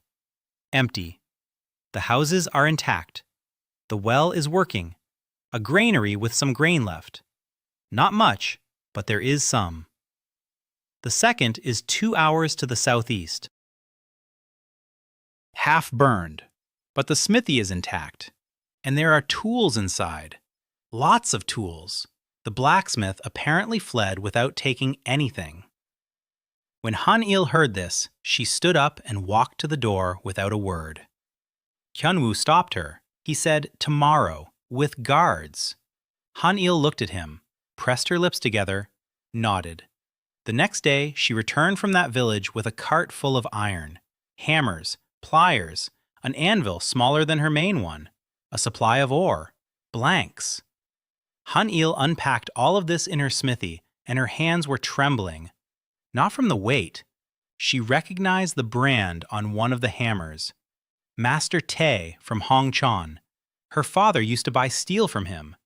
This blacksmith was her father's friend, and he had fled, leaving everything behind. Or maybe he hadn't. Han-il refused to consider the second possibility. The third village, 3 hours to the west, at the foot of the hills, completely empty, but next to it, an old quarry, abandoned. Good stone. Building stone. Hyun listened to Yuri's report and marked 3 points on the map around Tanal.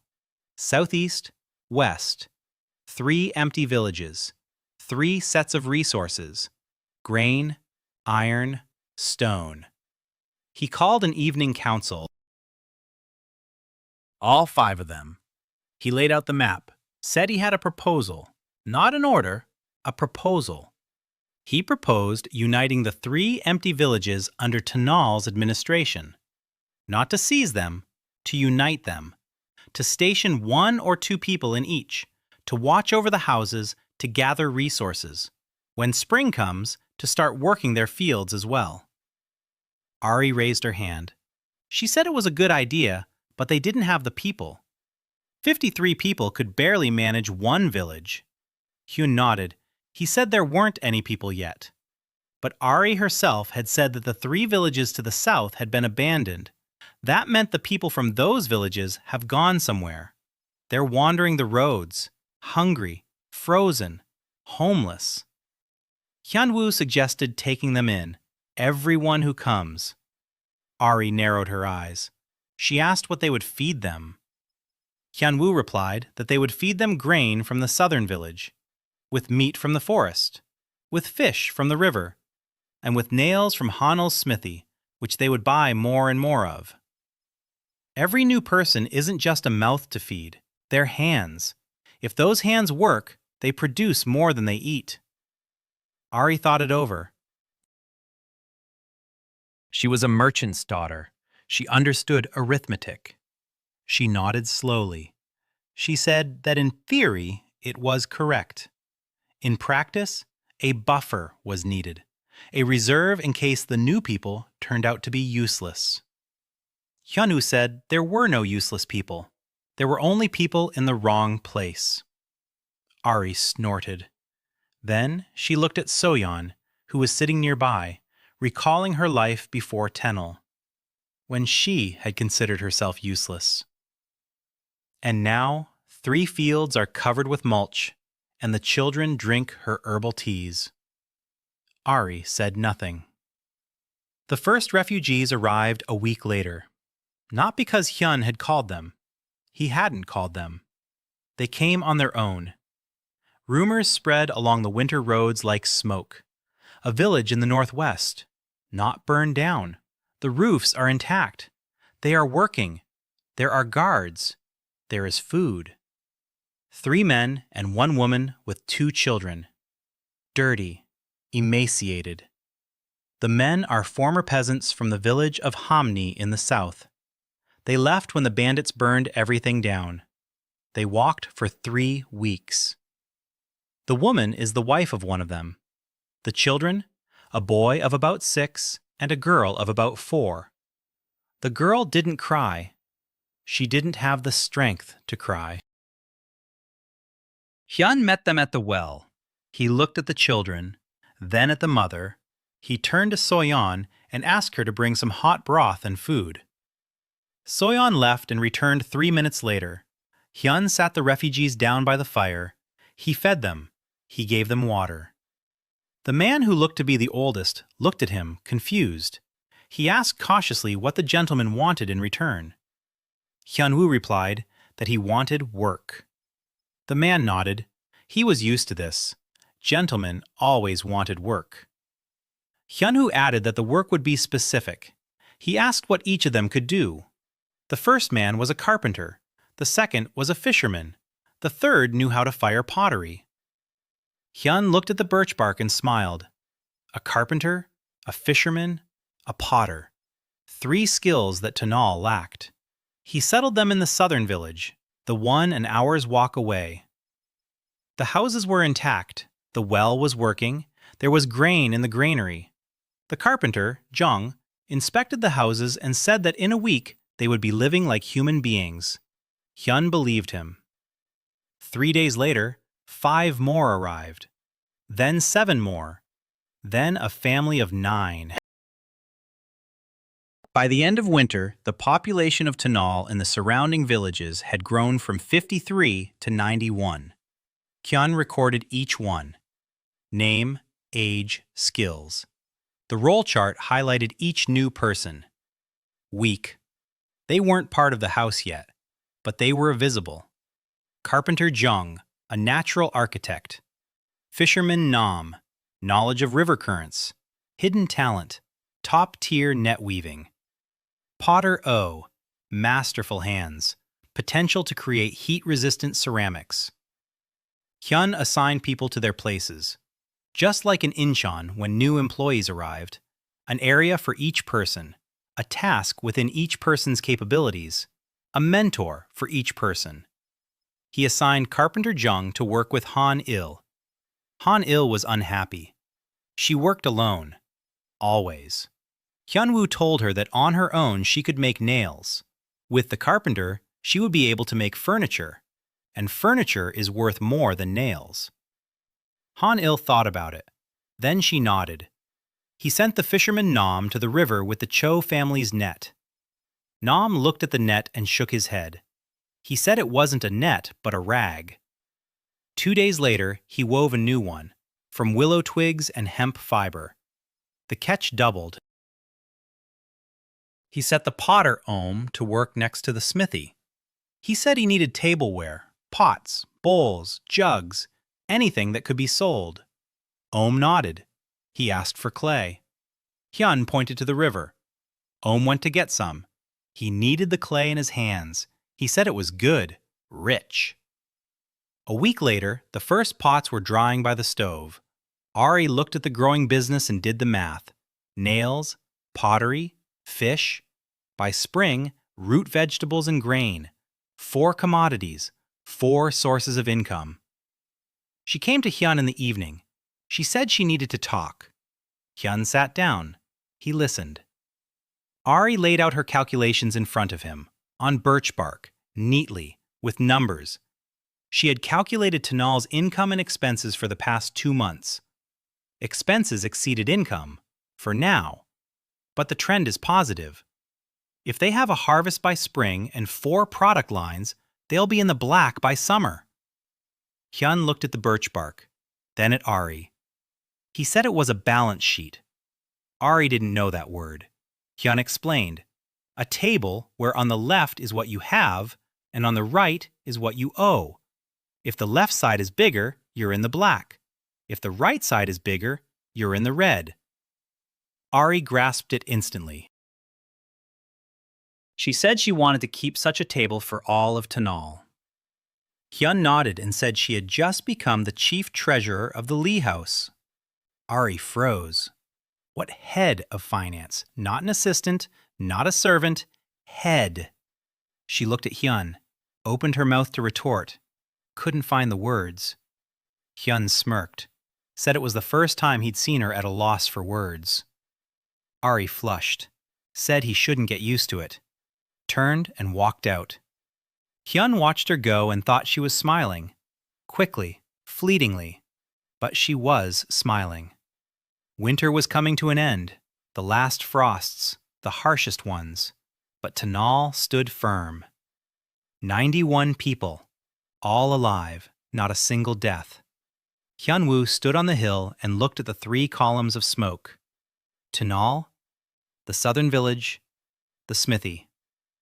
3 points of life in a dead province. He thought about spring, about what needed to be done once the snow melted. Plow the fields, build a bridge across the river, expand the smithy, open a pottery workshop, start quarrying stone in the western hills, build a road to Kyumdon. The list was long, resources were scarce. But there were more people now, and new ones arrived every day. Hyunwoo came down from the hill. Soyeon was waiting for him by the house. She stood there, clutching a bunch of green sprouts to her chest. Green, in the middle of winter. Hyunwoo stopped. Soyeon held out the sprouts to him. She said she'd found them under the mulch in the southern field. The earth had come to life ahead of schedule. The mulch had retained the heat. The sprouts had pushed through the frozen soil 3 weeks earlier than usual. Hyunwoo took the sprouts. He looked at them. Small, pale, but alive. He looked at Soyeon. She stood there smiling. It was the first time he had seen her smile. A real one. Not timid, not shy. A real one. Soyeon said that spring was coming. Hyunwoo nodded. He said yes, spring was coming, and they were ready. Hyunwoo decided to unite the 3 deserted villages around Taenal under a single administration. Refugees began to arrive. By the end of winter, the population had grown to 91 people. A carpenter, a potter, and a fisherman had arrived. Ari became the treasurer and drew up the first balance sheet. Han-il obtained new tools from an abandoned smithy. Soyeon discovered that the mulch had accelerated the awakening of the earth by 3 weeks. Everyone survived the winter without a single loss. The snow melted in 10 days. The river swelled and burst its banks. It flooded the eastern field. Hyunwoo stood ankle-deep in mud and watched as the murky water carried away some of the mulch. Soyeon stood beside him, pale. Months of work on this field. Hyunwoo put his hand on her shoulder. He said that 2 of the 3 fields were intact. They would restore the eastern one. Not now. Later. For now, they would work with what they had. Soyeon swallowed. She nodded. She straightened up. She walked toward the southern field. Hyunwoo watched her go. She didn't look back. Good. That means she'll manage. Spring descended on Tanal like an avalanche. Everything had to be done at once. Plowing, sowing, building, repairing, digging, chopping. 91 people, and each had a task. Hyun got up before dawn and went to bed after sunset. His body had grown stronger over the winter. He could walk all day. He could lift a log. Not a heavy one, but he could. Lee Hyun's former body was beginning to take shape. Slowly but surely. The morning stand-up meeting became a habit not only for the 5 of them. Village Head Park came every morning. Carpenter Jung, too. Then Fisherman Nam, then Potter Ohm. By mid-spring, 12 people were sitting at the morning meeting.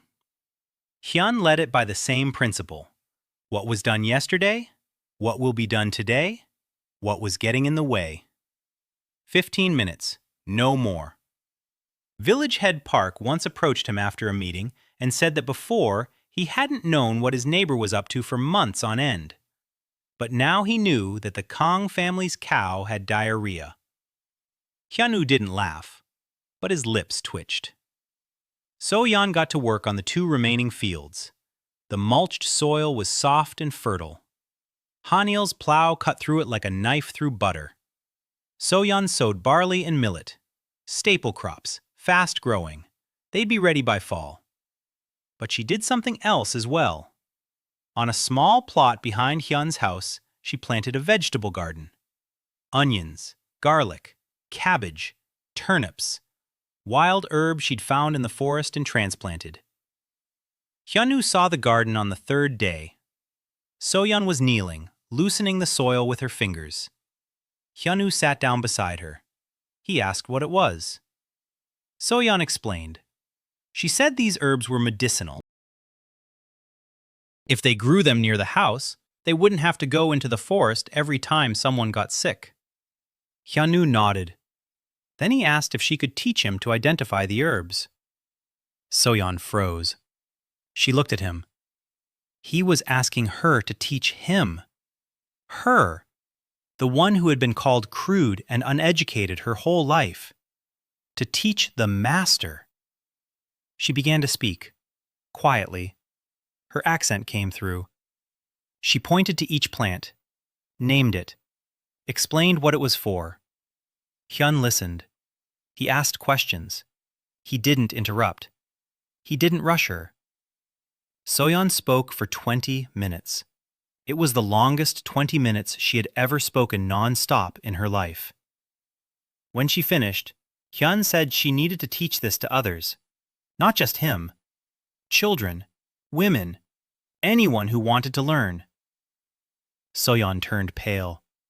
She said she couldn't do it. She wasn't a teacher. Hyun replied that 20 minutes ago, she had just been the best teacher he'd ever seen. So-yeon was silent. Then she asked very quietly if it was true. Hyun said it was true. A week later, So-yeon held her first lesson. Outdoors. 5 women and 3 children. She pointed out the herbs. Named them. Explained them. Her hands were shaking. Her voice faltered. Her accent was evident in every word. But she spoke, and the people listened. After the lesson, one of the women approached her and asked if she could come tomorrow. So-yeon nodded. She couldn't answer with words. She came home and cried. Hyun didn't see her, but he knew. Meanwhile, Han-il had expanded the smithy. Carpenter Jong built an extension in 2 days. Han-il now worked alone. The boy who had pumped the bellows in the winter became her apprentice, officially.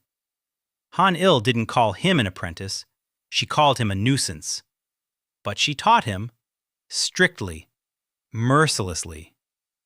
The boy blossomed. The smithy now produced more than just nails, horseshoes, door hinges, plow points, sickle blades. Han-il made every item better than they were made in the capital. Not because she was more talented than the capital's craftsmen, but because she made every item for a specific person. The plow for So-yeon was lighter. The sickle for Old Man Min had a shortened handle to fit his height. The hinges for the Pei family's house were reinforced because they had 2 boys who slammed the door 20 times a day. Hyunwoo watched. The union system highlighted Han-il more and more. Master Craftsman, unlocking potential, 35%. Growth point, accepting one's own worth. Progress, slow. One evening, Han-il sat alone in the smithy. Hyun came in with a cup of tea. He set it down next to the anvil. He sat on a log, silently. Han-il worked. The hammer clanged, sparks flew. Hyun sat and drank his tea. He didn't speak. He didn't interfere. He was just there. Half an hour later, Han-il stopped.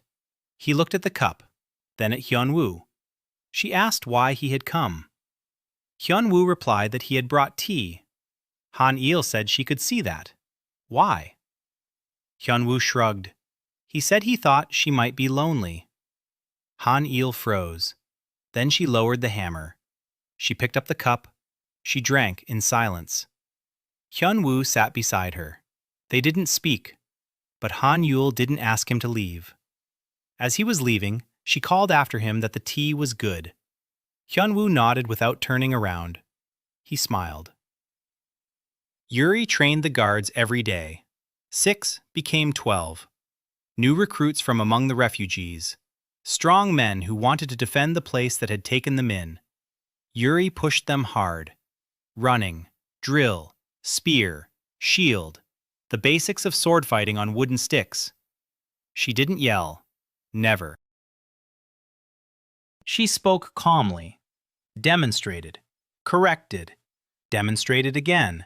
If someone couldn't repeat a move after 10 tries, she'd walk over and position their hands correctly. Silently. Patiently. The guards respected her. Not for her strength, for her patience, for treating them like people, not tools. Hyun saw the roll card glowing around Yuri. Tactician and commander. A hidden gift for teaching others. Unlocked. 20%. She didn't yet believe in herself as a teacher. She believed in herself only as a soldier. Hyun knew that the time would come when she would realize that her true gift was not to kill, but to teach. But that time had not yet come. By mid-spring, Tanal was unrecognizable. The houses were repaired. The street was cleared. 2 wells were working. The fields were sown. The blacksmith's shop was smoking. The potter's workshop was nearby. Nam the fisherman had woven 4 nets and was teaching the locals how to fish. Chon the carpenter had begun building the first new house for a family of 9 refugees. Children were playing in the street. For the first time in years, the sound of children's laughter filled Tanal. Hyun-woo stood in the square and heard that laughter. He closed his eyes. He remembered the office in Incheon. 30 couriers per shift, spreadsheets, routes, KPIs. It all seemed like a distant dream. But the children laughing in the village square of a forgotten province in a medieval world seemed more real than his entire past life. He opened his eyes. It was time to move on. That evening, he gathered a council, but not 5 people, 12. His 4 wives, village head Park, carpenter Jeong, fisherman Nam, potter Oh, the 3 senior guards of Yuri, and 1 new man. Hyun introduced him, former merchant Moon. He had arrived 2 days ago, 50 years old, skinny, but sharp eyes. Ari had spoken with him yesterday and ran to Hyun with eyes ablaze. She said this man knew the trade routes of the entire Northwest, every city, every road, every major merchant. Hyun looked at the 12 people sitting around the fire. He said that Tanal is no longer a village. Tanal is the center. There are 3 settlements around it, 91 people. Soon there will be more. He needs structure. He needs people in charge. He needs rules. He suggested a name, Sogwan, like a province, because they are that province. There's no one else here, just them. Hyun assigned roles.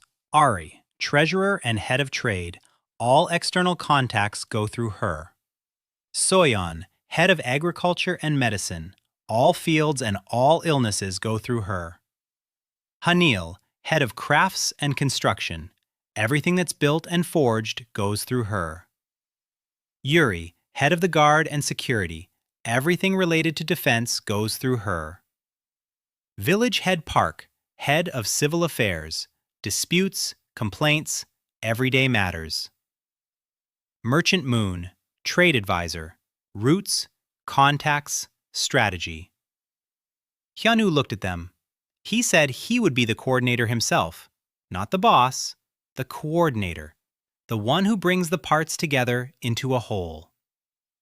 12 people looked at him. Some didn't understand, but they sensed that something new was happening. Something hadn't been there before. Hyunwoo said that every 7 days they would gather here, 12 people.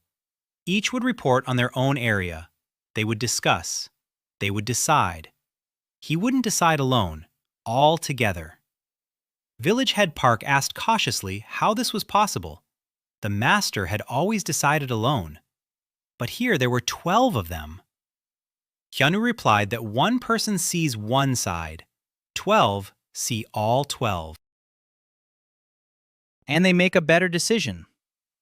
Park didn't fully understand, but he nodded. He trusted Hyunwoo. That was enough for a start.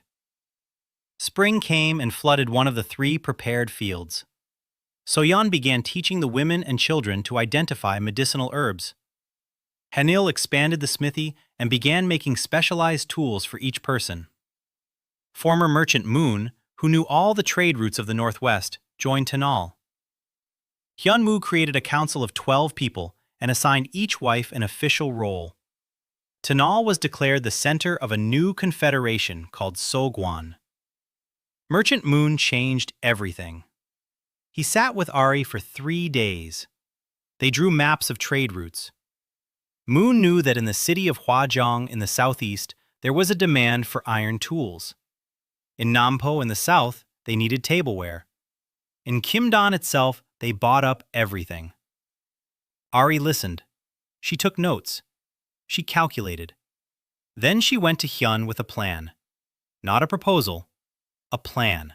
With numbers, with routes, with deadlines. 3 trade routes. Kyumdon, once every 10 days. Nails and tableware. Hwajeong, once a month. Tools and horseshoes. Nampo, once a month. Tableware and dried fish. Projected income for the summer. 120 silver coins. Hyun looked at the numbers. He looked at Ari.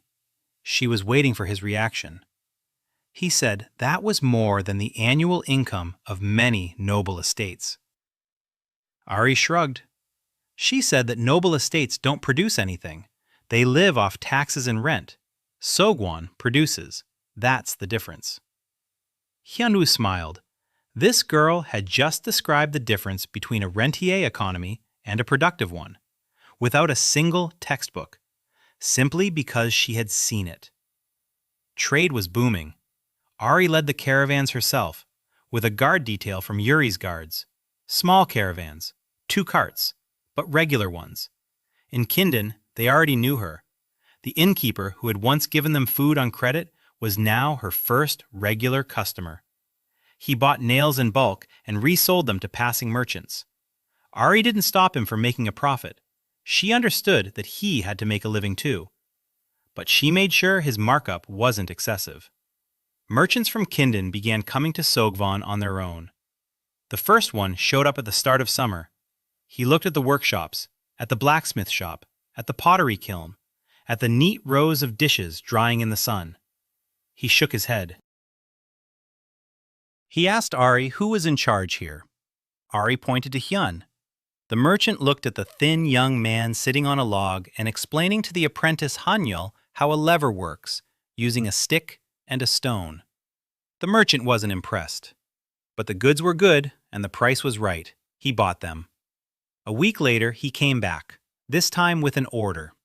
He needed hinges for a gate, 20 of them, in a month. Hanyul received her first order, not a one-time order, a regular one. Her face when Ari brought the order. Hyun remembered that face. She didn't smile, but her eyes were different, deeper, brighter. She said she would have them ready in 3 weeks, and she... Alongside the business, construction was underway. The carpenter, Jong, turned out to be more than just a skilled craftsman. He was a man who could look at a piece of wood and understand what could be made from it. Hyunwoo showed him a sketch of a bridge across the river. Simple.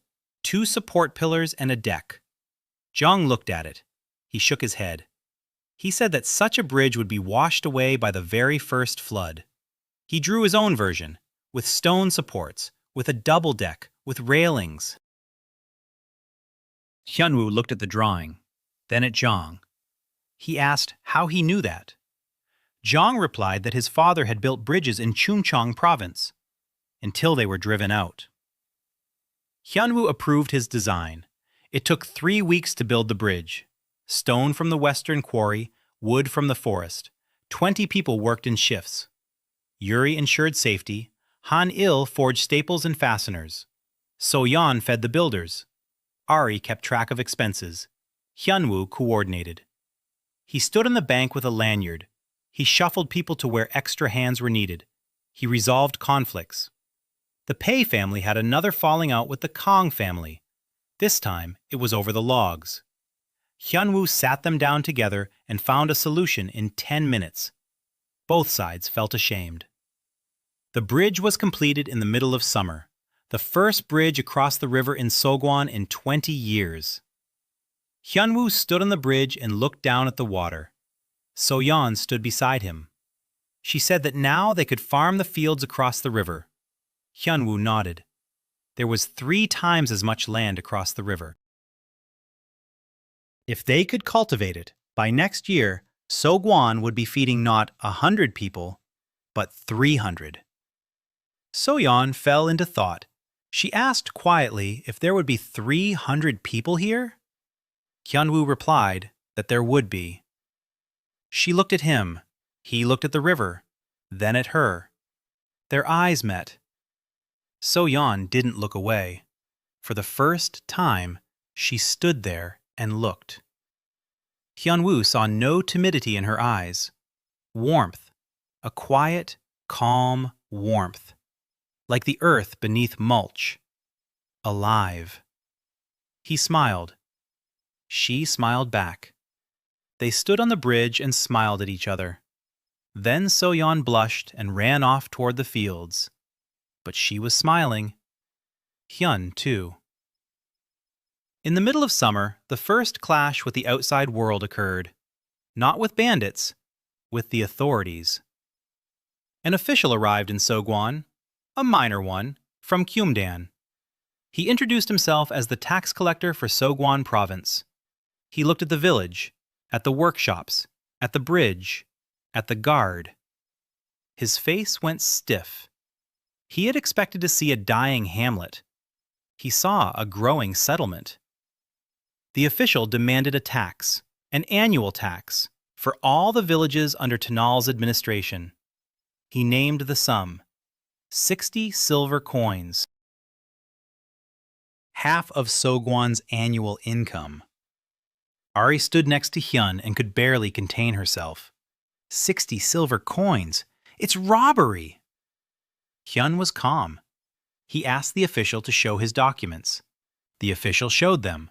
Hyunwoo read slowly. The Hyunwoo of the past was literate. The Hyunwoo of the present supplemented that with knowledge of corporate law from his past life. He found it. He pointed with his finger. By Imperial Decree number 418 from the previous reign, exiled nobles are exempt from provincial taxes for 3 years. The official turned pale. He hadn't expected that an exile would know the decrees. He tried to object. He said that the decree applied only to personal property and not to commercial income. Hyunwoo replied that the workshops and fields were the personal property of the House of Lee as long as the house was not listed in the family register, and the House of Lee had been struck from the register. Consequently, everything belonging to Sogwan was legally property of the exile. The official opened his mouth. He closed it. He looked at Ari. Ari looked at him with a polite smile that didn't reach her eyes. The official left empty-handed. After he left, Ari turned to Hyun. She asked how he knew about the imperial decrees. Hyun replied that he had read them. It was a half-truth. The former Hyun did indeed have access to the Lee family library. And in the memories of others that still surface from time to time, this decree was there. The current Hyun simply knew how to read legal documents. 7 years of working with contracts. Ari narrowed her eyes. She said he was full of surprises. Hyun replied that she was too. Ari snorted, but she wasn't angry. They stood side by side, closer than usual. Ari noticed. She didn't step back. The official had left, but the problem remained. Hyun-woo understood that this visit wouldn't be the last. Sogwan had noticed Kim Don, which meant those behind Kim Don would notice too. The provincial administration, and behind them, the noble houses, and behind them, the capital. Hyun sat by the hearth that evening and thought. The Union's system flickered quietly. He summoned the roll map. He looked at all the points. 4 wives, 12 council members, 91 people in Sogwan.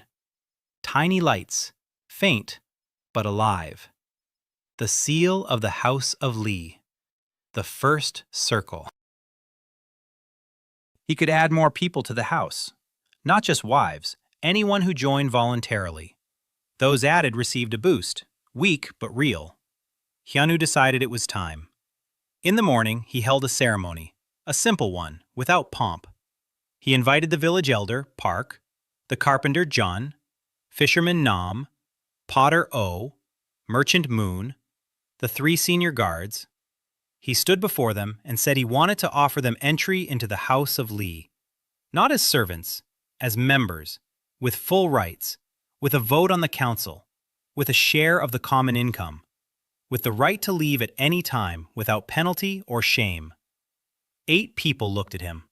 Village head Pak was the first to kneel, not because he was forced to, because for the first time in 60 years of his life, he had been offered the chance to be part of something rather than a tool.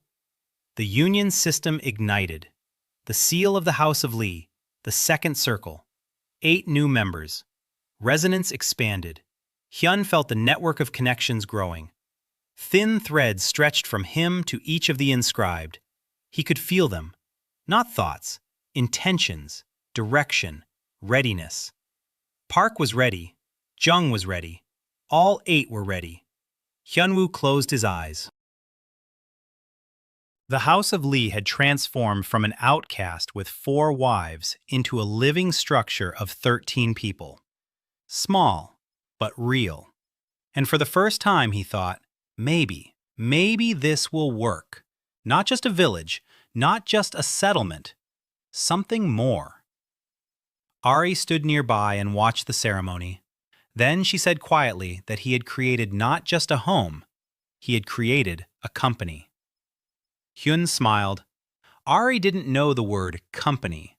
She said trading partnership, but the meaning was the same. Trade expanded in 3 directions. Ari drew up a full-fledged trade plan. Carpenter Jung built a bridge across the river.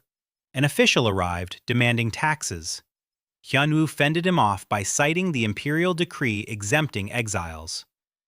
Hyun-woo presided over the induction ceremony for 8 new members into the Lee House, including village head Park and merchant Moon. The Lee House's influence expanded to the second circle. The Lee House became an organization of 13 people. By the end of summer, Sogwan was no longer a village. 120 people, 4 settlements, a bridge, a blacksmith shop, a potter's workshop, a carpenter's shop. The Soyeon School, where now not only children but also adults were studying. A fishing cooperative, a quarry, and the first granary built by Jong according to the blueprint Hyun-woo had drawn on birch bark, with a double floor for ventilation and a stone foundation to keep out rats. Jong looked at the drawing and asked how the gentleman knew how to build granaries. Hyun replied that he had seen it in a book. Jong didn't believe him, but he built it, and the granary worked. The grain was stored perfectly, no mold, no rot. After that, Jong stopped doubting Hyun's drawings. The first year's harvest exceeded expectations. Soyeon stood in the field and looked at the ears of barley, golden, heavy. The 2 fields yielded so much that the granary was 3/4 full. Taking into account the fish, mushrooms, and trade income, Sogwan could feed himself until the next harvest, and there was still some left to sell. Ari did the math. She came to Hyun with the birch bark. Her eyes were shining. She said they were in the black. Income exceeded expenses for the first time. 140 silver coins in net profit for half a year. Hyun looked at the numbers, then at Ari. He said that in his previous life they gave a bonus for such a result. Ari didn't understand the word bonus. Hyun explained, an extra reward for good work. Ari snorted. She asked what kind of bonus she would get. Hyun thought for a moment. Then he stood up and left. He returned an hour later. He brought a small package. Inside was a hair clip. A simple one. Wooden. Hanil had carved it 2 days ago. Hyun-woo had asked her to. Hanil asked who it was for. Hyun-woo replied, for Ari. Hanil looked at him for a long time.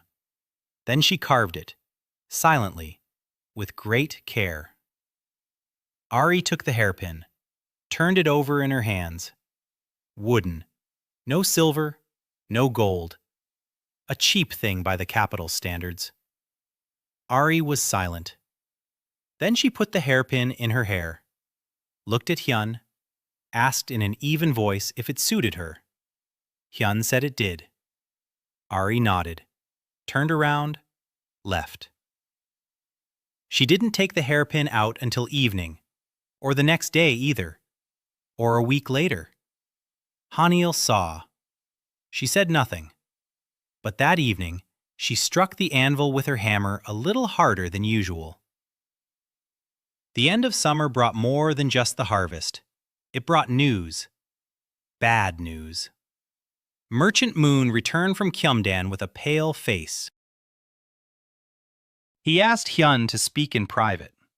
Hyun led him to the river. Moon spoke quietly. People from the Sun House had appeared in Kyumdan. 2 of them. Inconspicuous. They were questioning merchants about Sogwan, who Lee Hyun was, how many men he had, what he traded, how much he earned. Moon said that one of the merchants had warned him out of old friendship. The House of Sun was taking an interest. Hyun stood by the river and looked at the water. The House of Sun, the rulers of the neighboring province. One of the 7 great families of the council. If they've taken notice of little Sogwan, that means someone in the capital already knows. That means the clock is ticking. Hyun thanked Moon. He returned to the village. He gathered his 4 wives. He told them. Ari pressed her lips together. She said that the House of Sun controls trade in the 2 provinces to the east. If they decide to crush Sogwan economically, they'll cut off the trade routes, and Sogwan will suffocate. Yuri said that if the House of Sun sends soldiers, 2 spear-wielding guards wouldn't stop them. Hanil said nothing. She clenched her fists. Soyeon turned pale. Hyun-woo listened to everyone. Then he said that the Sun clan has an army, money, and connections at court. Sogwan has none of that. But Sogwan has something the Sun clan lacks. People who work not out of fear, but of their own free will. And that is stronger than it seems. Ari asked how exactly that would help against soldiers. Hyun replied that it wouldn't come to soldiers. The Sun House would not go to war with a village. That would be a disgrace. They would act through trade and intrigue, and in trade and intrigue, Ari was stronger than any official of the Sun House. Ari sat up straight. Hyun-woo continued. He said they needed allies, not patrons, allies. Other small houses that stood to gain from Sogwan, merchants who profit from their goods, neighboring communities that are safer near Sogwan. Moon nodded. He said he knew two small houses that traded with Kyumdon. Both were in debt. Both hated the sons for their extortion. If Sogwan offered them better terms, they would switch sides. Hyun agreed. He sent Ari and Moon to Kyumdon with a concrete proposal: nails and tools at a price 20% below market value, for those who trade with Sogwan directly, bypassing the Sun family's middlemen. Risky. Lowering prices cuts into profits, but Hyun knew that volume would make up for it. If they could attract 5 regular customers, total revenue would increase. Ari understood this. Moon did too. They were gone for 3 days. They returned with 2 signed contracts. The younger house of Baek from Hwajong, the younger house of Choi from Nampo. Both agreed to buy tools from Sogwan. Both hated the House of Sun enough to take the risk. Hyun registered both houses as trading partners. Not family members, partners. That was a different category. The Lee house's influence didn't extend to them, but a connection had formed, an economic one. Meanwhile, autumn was approaching, the second harvest. Soyeon worked in the fields from morning till night. Hyunwoo made her rest. She wouldn't listen. He came to the field and sat down next to her. He said that if she collapsed from exhaustion, who would teach the children?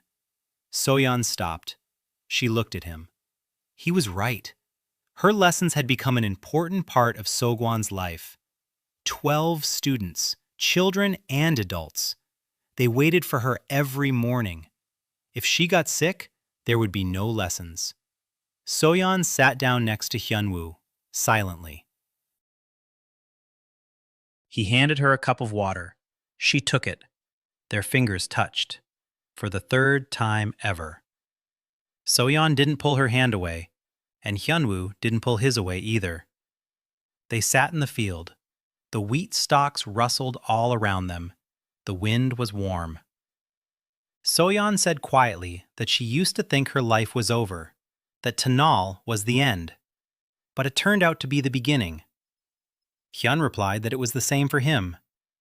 Soyeon looked at him. She saw something in his eyes that he usually hid. Weariness. Not physical. Deeper. A longing for something she couldn't understand. For a world that no longer existed. For a mother he hadn't called. Soyeon didn't know this, but she could feel it. She placed her hand on top of his. Calloused, tanned, strong. Hyun froze. Soyeon said quietly that he wasn't alone. Hyun squeezed her hand. Once. Briefly. Just like Yuri had done back then after the fight. And let go. But that was enough. For both of them. The autumn harvest had doubled their supplies. The granary was full. A second granary was being built. The carpenter, Jung, worked quickly. Hyunwoo asked him to build not 1 granary, but 2. Jung asked why. Hyunwoo replied that by next spring there would be 200 people here. Jung looked at him. He didn't ask how he knew. He just built. By fall, 137 people lived in Sogwan. Newcomers arrived every week. Families, lonesomes, former artisans, former peasants. One former teacher from a provincial school that had been shut down for non-payment. Hyunwoo took everyone in, found them a place, found them work. The role chart worked non-stop. Every new person was highlighted. Talents, hidden skills, areas for growth. Hyun saw things in people that they themselves didn't see, and he placed them where they could flourish. Teacher Kang got a school, a real one, with a roof and walls and blackboards that Jung had made. Soyeon handed over some of the students to him and focused on medicine and farming. She would come to Kang's classes and sit in the corner, listening. Teacher Kang noticed. He asked if Ms. Soyeon wanted to learn. Soyeon blushed. She nodded. Kang wasn't surprised. He simply made room for her. Soyeon taught the children during the day. In the evening, she taught herself to read, for real. Not by syllables, Whole words. Hyun brought her candles so she could read after sunset. Every evening, he would silently place a candle next to her and leave. Once, So-yeon grabbed his sleeve. Hyun stopped. She didn't say anything, she just looked at him. Then she let go. Hyun left. But that night, he lay awake, unable to sleep. He thought about the calloused fingers on his sleeve, about her quiet eyes, about how she had read a whole sentence aloud for the first time and laughed in surprise. He thought about how in his past life he hadn't had time for relationships, only work, shifts, roots, and a lonely apartment in Incheon.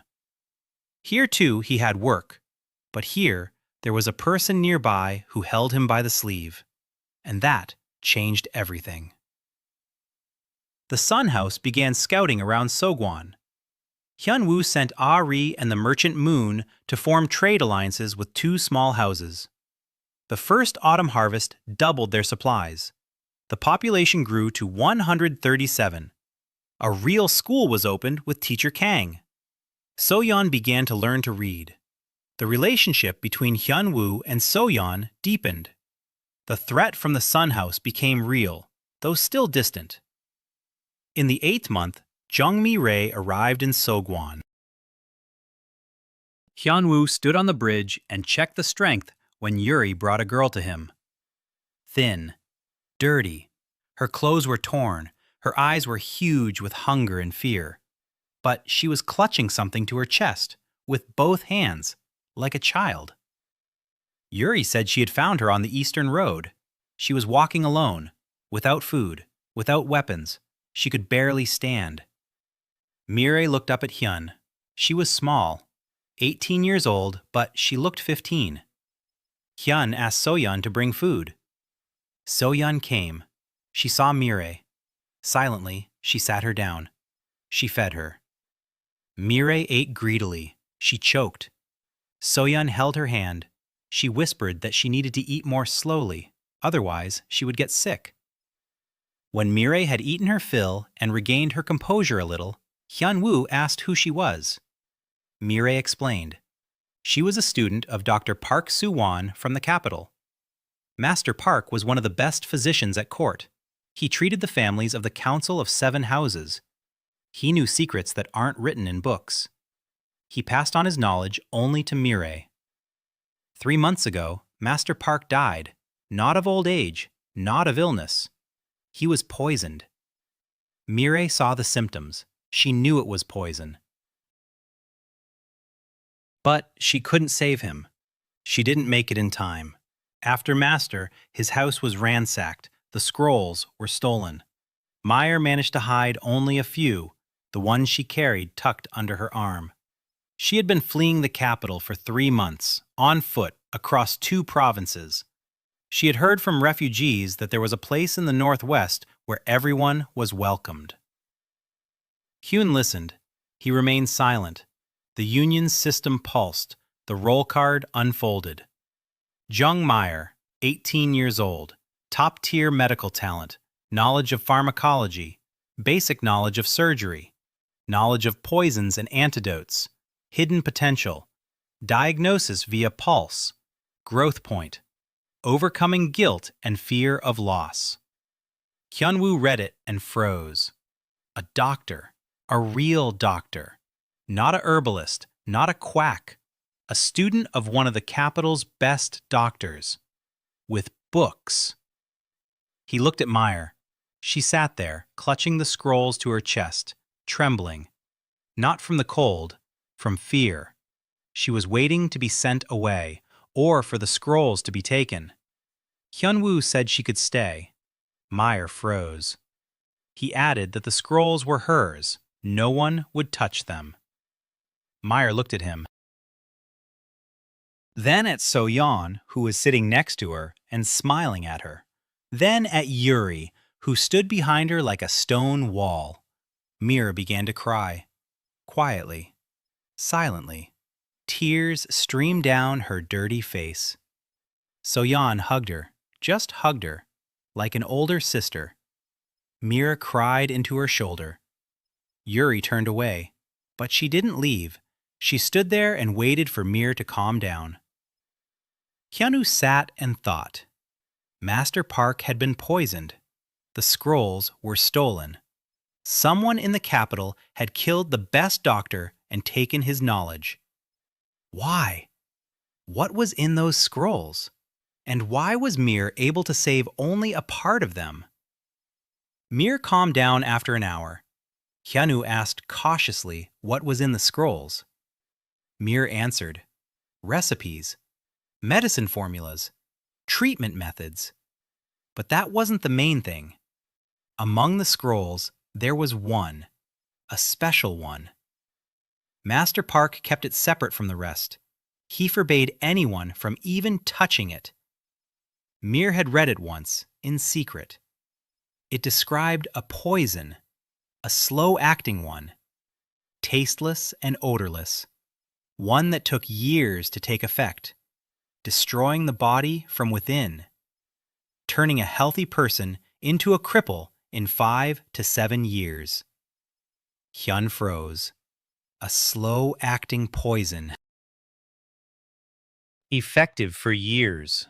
The body of the former Lee Hyun, painfully thin, weak. Since childhood, everyone thought he was just born sickly. But what if not? What if he was being poisoned?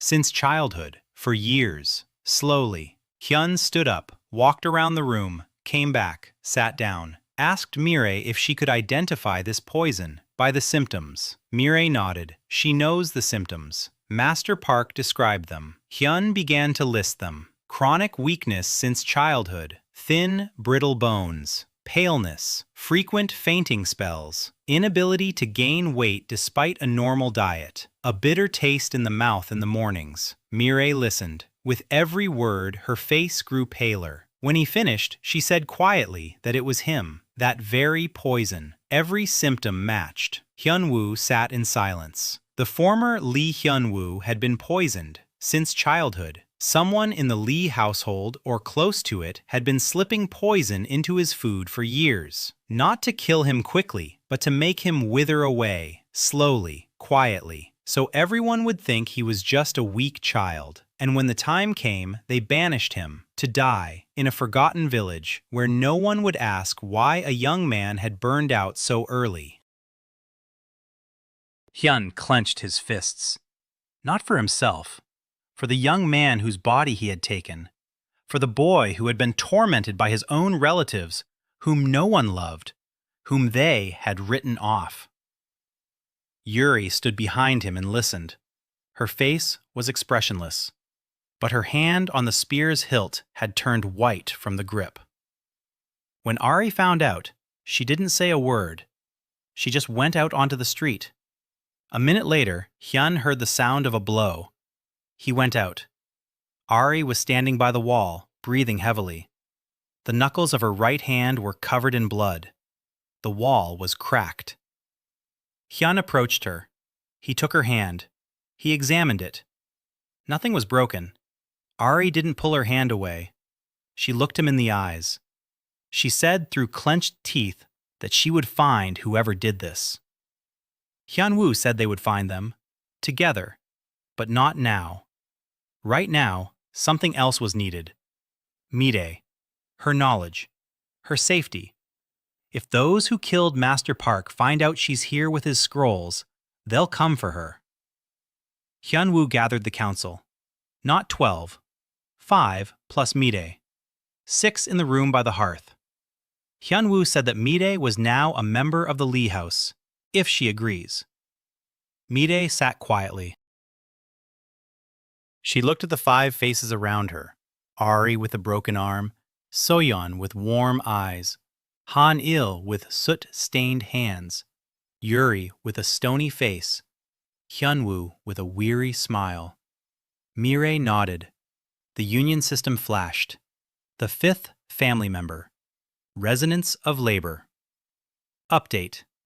With full coordination of the 6 people, potential up to 70%. Hyun-woo gave Mireille a task. First, the clinic. He would build her a place to work. Second, examine every resident of Sogwan, Every single one. Record what each person is suffering from. Third, study Master Park's scrolls, every last one.